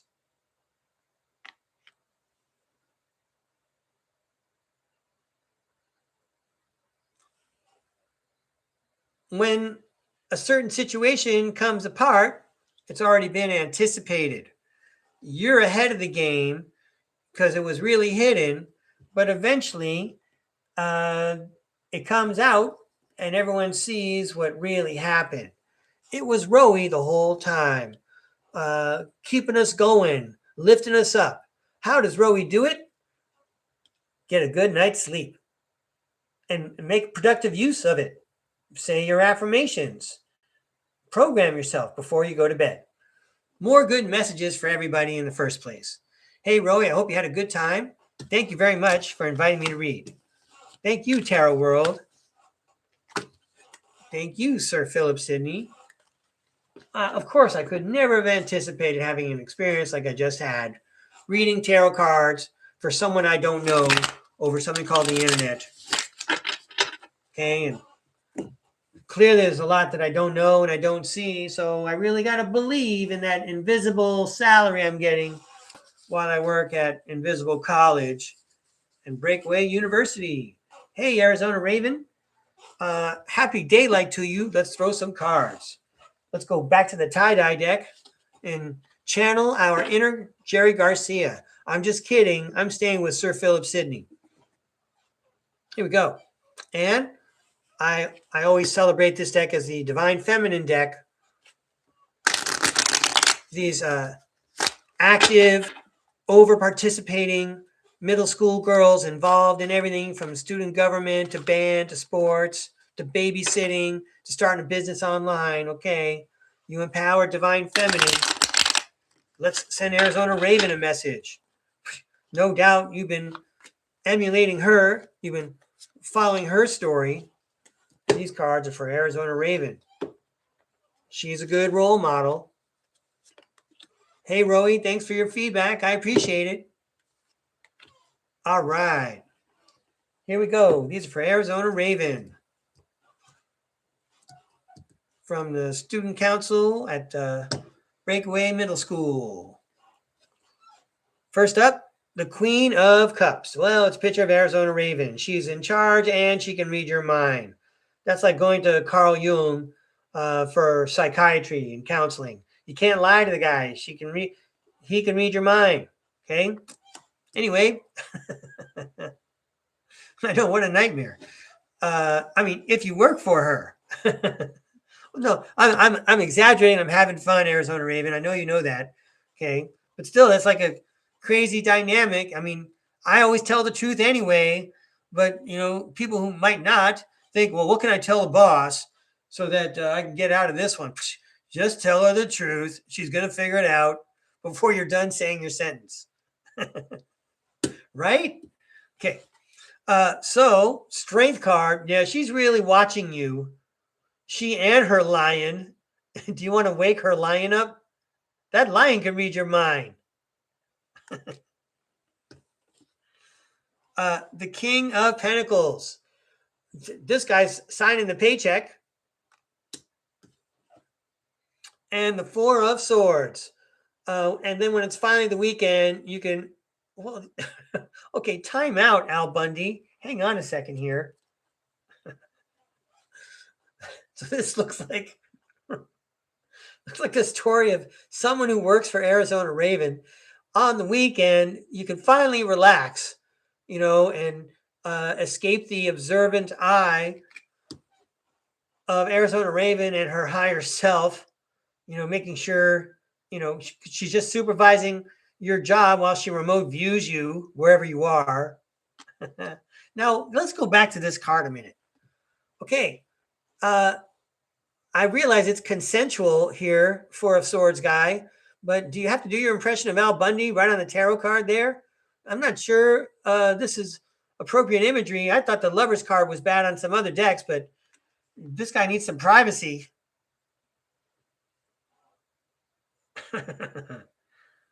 Okay, let's go on with the story of Arizona Raven and my pretend hypothetical employee. The Eight of Pentacles, it's back to work every day. The Four of Pentacles, for the money that we make. Now, that sounds very 3D, very base. There's something inspirational here because you don't have all this magic going on with the remote viewing and the mind reading and the telepathy. Okay, you don't have all that, all the care, all the genuine care. We just want to make sure everyone's doing the job as efficiently as possible, right? We're trying to do this for everybody. So what is the final message to Arizona Raven? The Page of Swords. Remembering this smile. And right now I'd like to call to your mind, I think it's in Washington State, up in the United States in the Northwest. There's a city with a fish market. And every day, these guys are wrapping fish and rapping about fish and singing about fish and throwing fish. And every day they look like they're having the best time of their lives because it's a tourist attraction. And the tourists come by to see all these happy guys chucking fish around and talking about fish while it smells like fish. So it's kind of like also the theory behind having a social committee at the school where I worked. A lot of schools do that. They have a social committee. Everyone pitches in at the beginning of the year, and then the social committee keeps tabs on the individual lives of people on the staff. Their celebrations, retirements, birthdays, marriages, babies being born, things like that. So it's not all just, watch out for the all-seeing eye. Sauron is keeping an eye on us while we work, okay? She's also the Queen of Cups. She's a grandmother who cares about everyone in the family, remembers everybody's birthday, sends them a check, okay? Or sells them some money, okay? So you're not just, you're an empathic leader and you're finding inspired ways to keep the family rocking. Even when really they just want to go home and relax. Okay. Hey, Arizona Raven, I hope I didn't get too carried away. I think you like it when I get carried away anyway. All right. There we go. I'm going to give these cards a shuffle.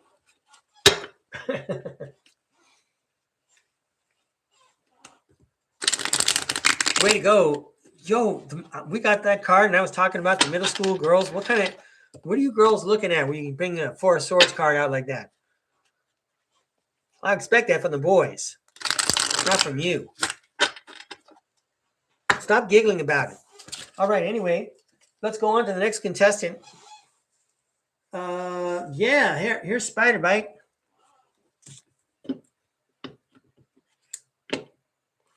Well, Arizona Raven happened to mention, I'm going to read her chat message.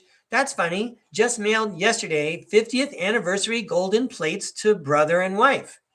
Right. Yeah. Celebrate the milestones in people's lives. Anyway, let's throw some cards for Spider Bite.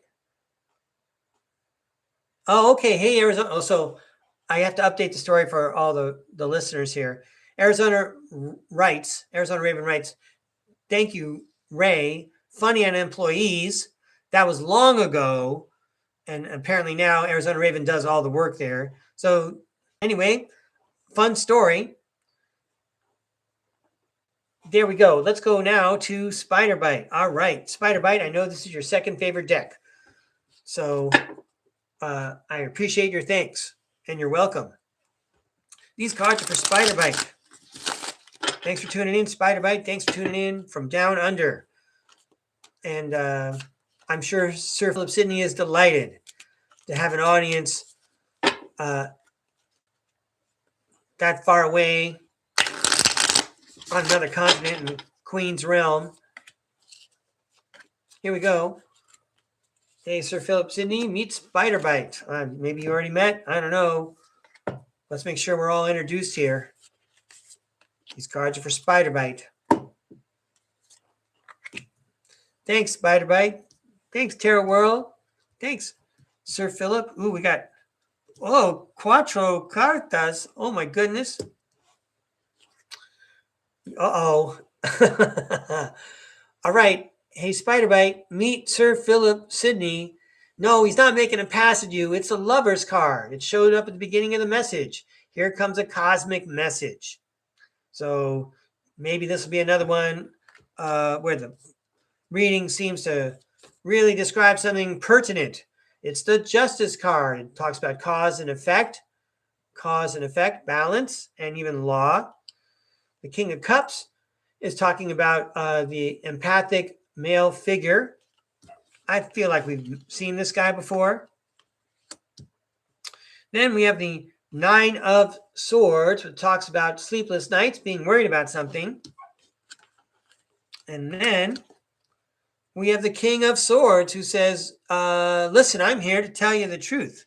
What just happened here? Because we're getting messages that it's for entertainment purposes only. I'm doing my best to creatively imagine what these cards are sharing with us. Here's a message from the cosmos for Spider Bite. Entertainment purposes only.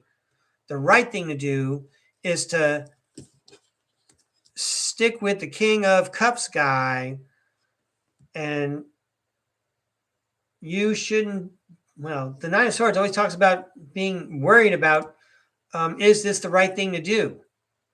Well, let's finish the sentence. The Two of Swords, whatever you have planned, you're anticipating it, you're thinking it through correctly. Yeah, the King of Wands says you see the big picture. Cosmically speaking, the right thing to do is to stay with the King of Cups. The truth is, you seem worried about it, but really, you do see the big picture and you're taking the right steps. So build a team. And you know what? The Nine of Wands says, you know what? So-and-so, I mean, there may be a situation where there's baggage, but guess what? Now you have baggage, right? Now you have a place to put clothes and things when you take a trip. The Nine of Wands is all, you know what? I went through life and now I got a bunch of wands. Well, guess what? Now you got a bunch of wands. That's what makes it fun. Okay. How about, how many times has this happened, Spider Bite? You go to a foreign city, and the best part is you make a friend right away, and the friend shows you around. Okay, so look for new friends who have lots of wands, like that King of Cups guy. And then, wow, check that out. The Tower card and the Death and Rebirth card. Watch the changes happen. You're going to feel like a new person. You're going to feel reborn. I liked the message. It was a fun story to tell. Thanks for inviting me to read, Spider Bite. Hope all is going well. Doesn't that sound like Sir Philip Sidney? He would make it rhyme like that with the exact cadence. Here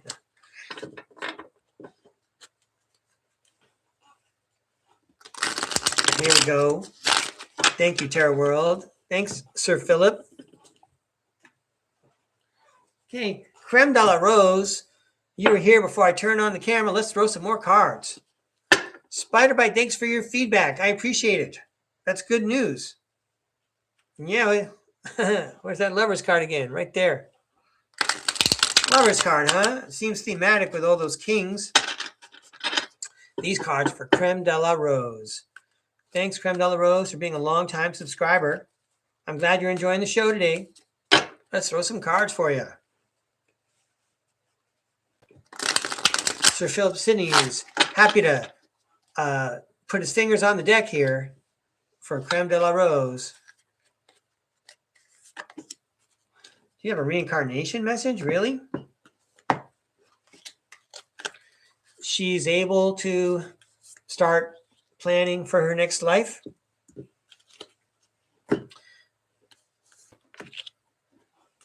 Yeah, you start with examining the shortcomings this time around. I mean, that's the beauty of it, right? You see the shadow, and then you can turn to the light. Creme de la Rose, here come some messages from the tarot world. The Six of Pentacles. It's giving, receiving, it's charity, and it's also saying, let's do business, Creme de la Rose. The Nine of Pentacles. Now's the time to enjoy the fruits of your labor. Were we not just talking about planning for your next life? Why you quantum shift in this one, perhaps? You know, you're already thinking ahead. Okay. Well, the spirit world wants to do business with you. You seem to have already accumulated the data you need to analyze and synthesize for the next go around if you need to. So let's evaluate.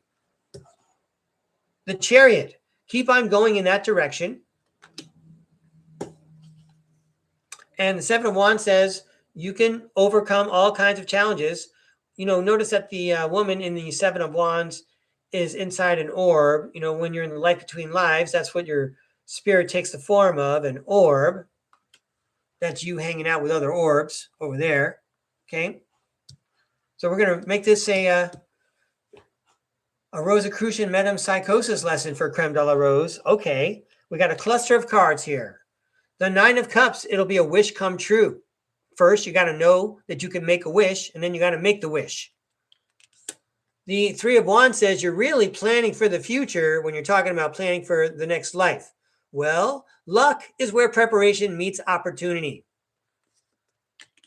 And the Sun card says you will be successful and everything will be all right. I almost want to stop right there, but it really is a Rosicrucian style metempsychosis message from this very contemporary deck. The Queen of Pentacles. So be the sensible working parent.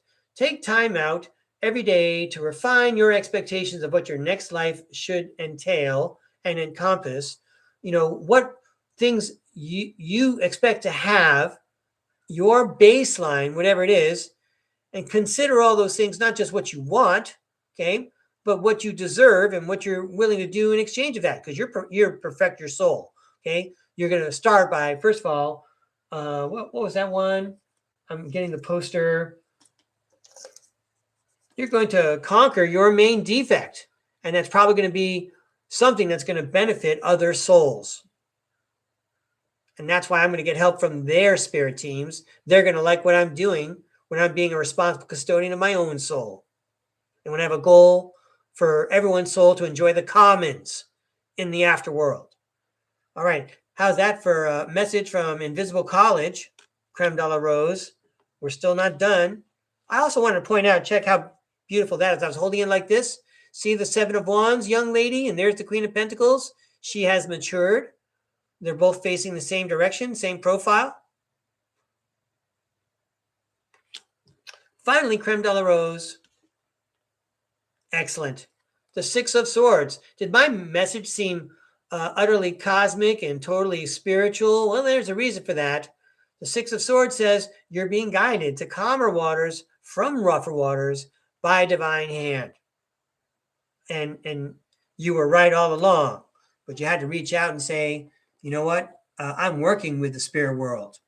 Okay. This is not just a three-dimensional world. There's much, much, much more to it.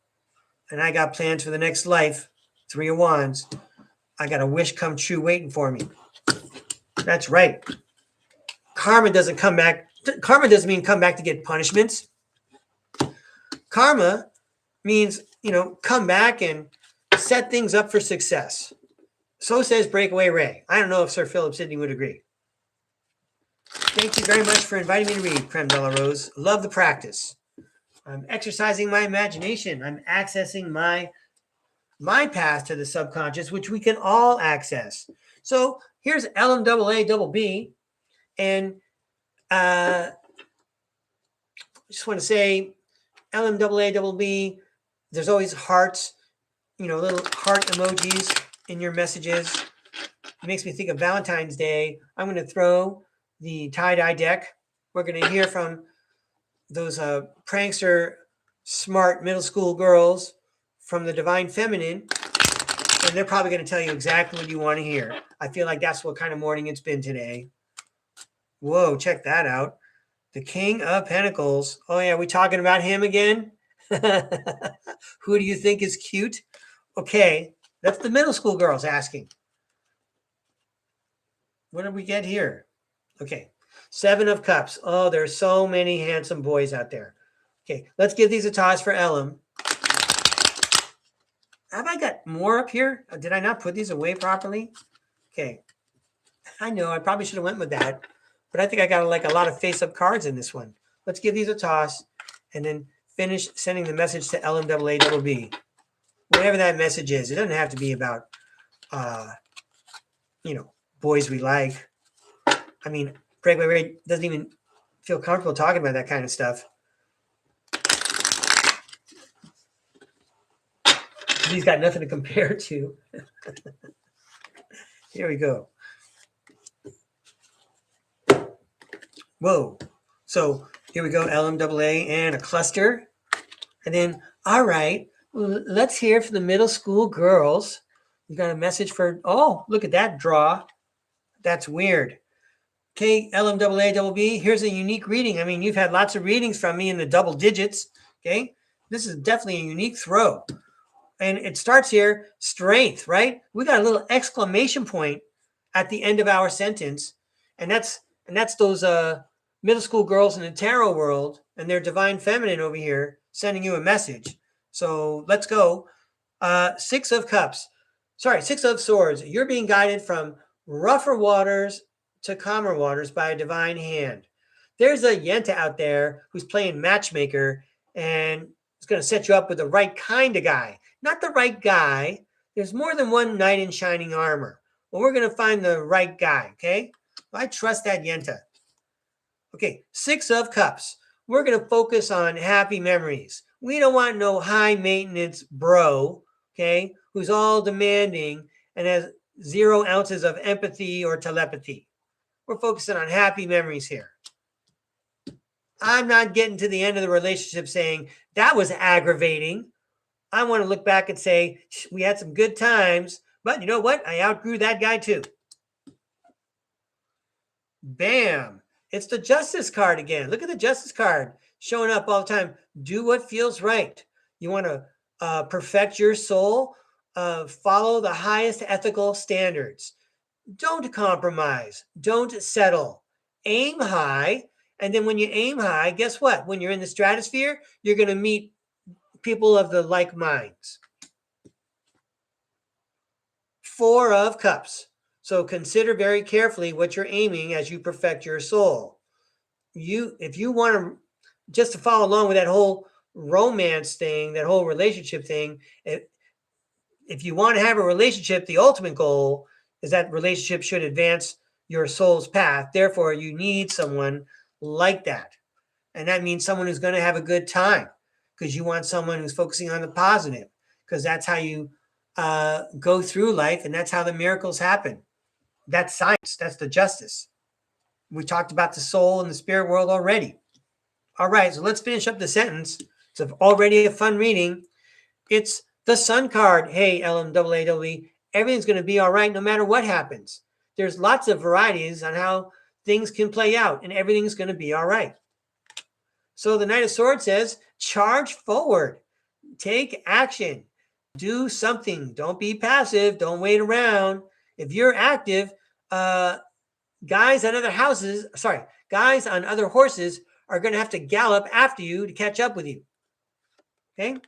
And then the Page of Cups says you're going to be pleasantly surprised when that happens, right? Be the best you, have the most fun possible. And then everyone's going to say, who's that? I want that person in my life. And then voila, what a surprise. You got a big line of handsome polo players hanging out, waiting around for you to come outside. So in conclusion, the Two of Wands says that's a good plan. You should go with that plan. Strength card, exclamation point. That's a really good plan. You go, girl. Be yourself. You go, girl. All right. I hope that was a fun message, Ellen. Thanks for inviting me to read, and thanks for all your support and your affectionate comments. I do appreciate them. Let's give these a toss. I want to say hi to Missing Time 420. And in case Selena is watching, I'm going to say hi to Selena. And I want to wish you well, Selena. You'll get past that one too. All right. Here we go. We're closing up shop today with Lisa Talcott. Oh, wait a minute. I'm going to look at things differently. Lisa Tailcat. What are you looking at, Breakaway Ray? All right. It's a piece of construction paper. I'm going to throw the Lightseers deck for Lisa. Here we go, Lisa. Thanks again for your support. Sir Philip Sidney says hello. We're going to send a message to you. That's right. Lisa Talcott. You know she has a notebook out every time. I know. These cards are for Lisa. Is that a cluster? That's too many.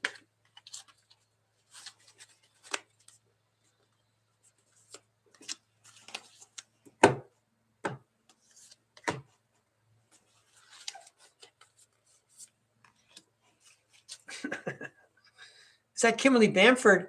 Hey, Kimberly. Yeah, what happened? Where did your schoolhouse go? Did I miss Kimberly? I thought I... Stand by, please.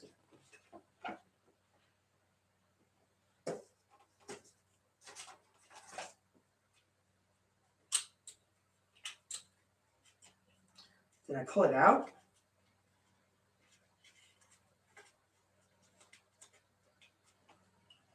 All right. You know what, Kimberly? I'm not sure where your schoolhouse went, but it's no problem. I'll be throwing cards for you. Yeah, no problem. So I'm glad we're all on the same page. Thanks for the help, Kimberly. All right, so these will be for Lisa. Yeah, it really wouldn't be a reading for Lisa if we didn't move some things around here. The music from the Harlem Globetrotters, Sweet Georgia Brown. Okay, musical chairs. Have I got it all set up yet? All right. I think I'm ready. Here we go, Lisa.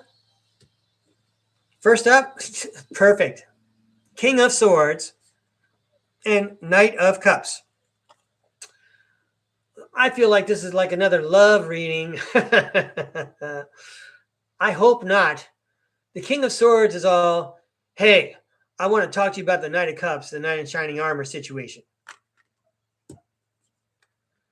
The Five of Wands. The dating scene is not fun. So, Lisa Tailcat, and I'm going to be respectful. Stop emphasizing the tail there. That whole scene is over. The world talks about completion. So it's not going to be like the regular. It's not going to be the way you're used to meeting people or you thought people met.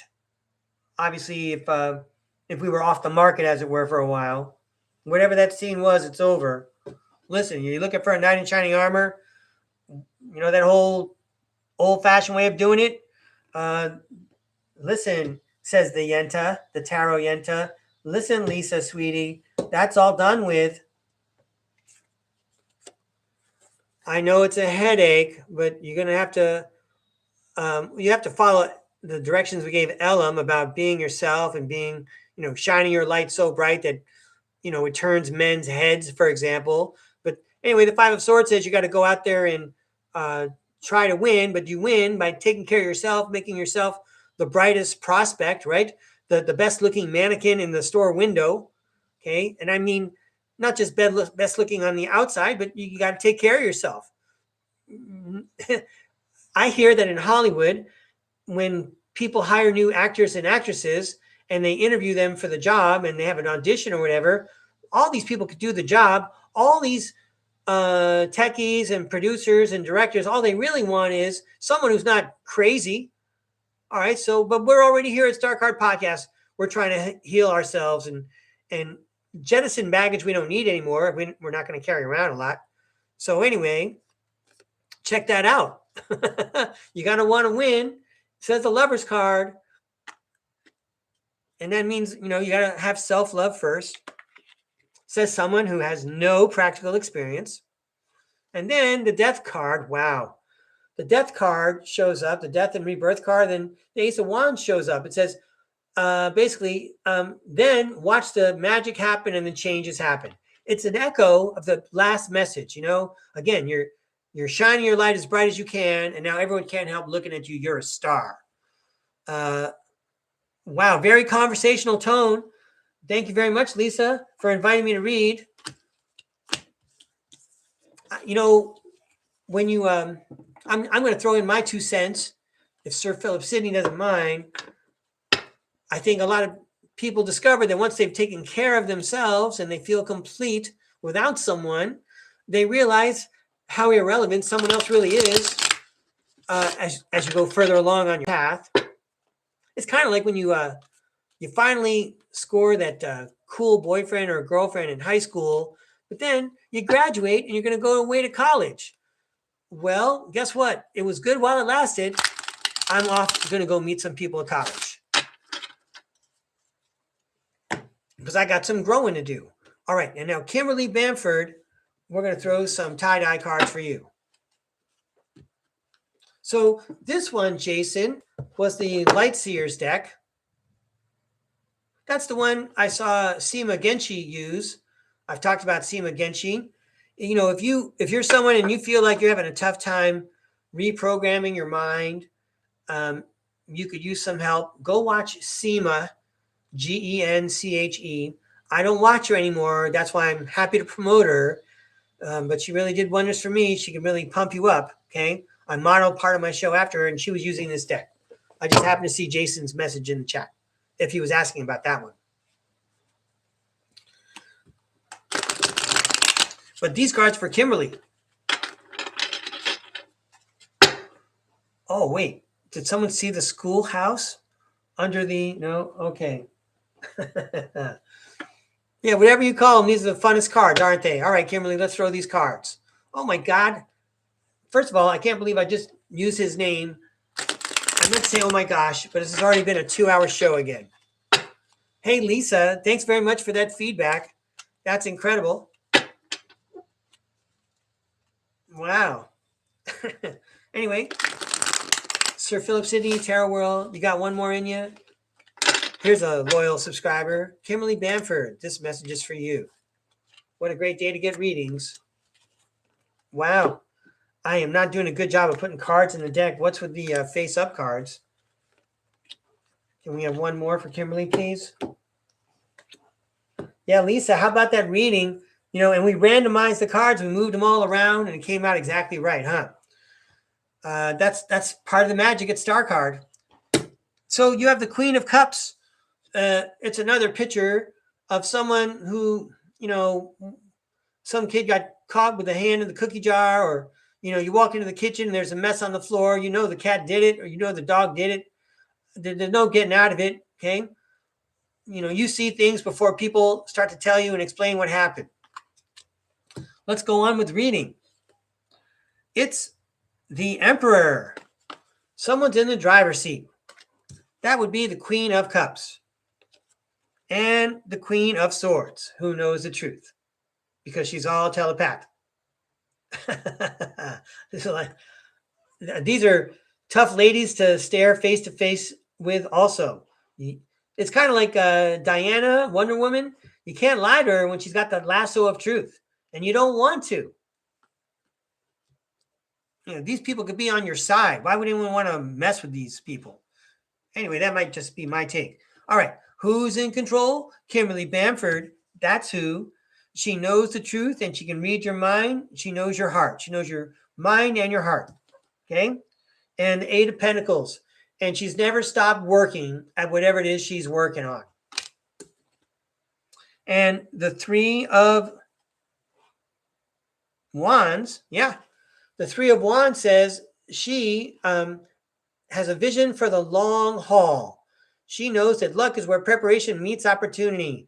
She might have some silent projects on the back burner, some dreams that she still is pursuing, and she's making progress on them. Again, she's working on something because, she's got her hands on the steering wheel. Both hands are on the steering wheel. All right. So we're going in that direction. And the 6 of Wands says it's a path to victory. And the World card says completion. You will be successful with whatever this project or dream, manifestation is. Kimberly, congratulations in advance, right? Aren't we all relieved and grateful that you have a path in which that is going to be accomplished? You put your mind and heart to it, and voila, there you are. Now you have a whole bunch of people who are watching this video, and they're contributing their energy toward your manifestation. And so, be strong.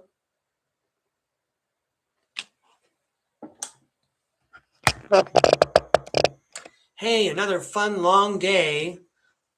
Thanks for hanging out with me and all my friends here at StarCard Podcast. You're my friends too. Thanks for tuning in and watching the recording. I hope you had a good time. Well, we got some good lessons on how to quantum shift, certainly for our next incarnation. Wasn't that fun and interesting? Let's give it some thought. Come back next time on StarCard Podcast. We'll talk some more about it. All right. You made my day, everybody. My name is Breakaway Ray. Now get out there and make your own day and your own life and your own next life. That's right. You could do it all. Expand your mind and have fun. See you next time.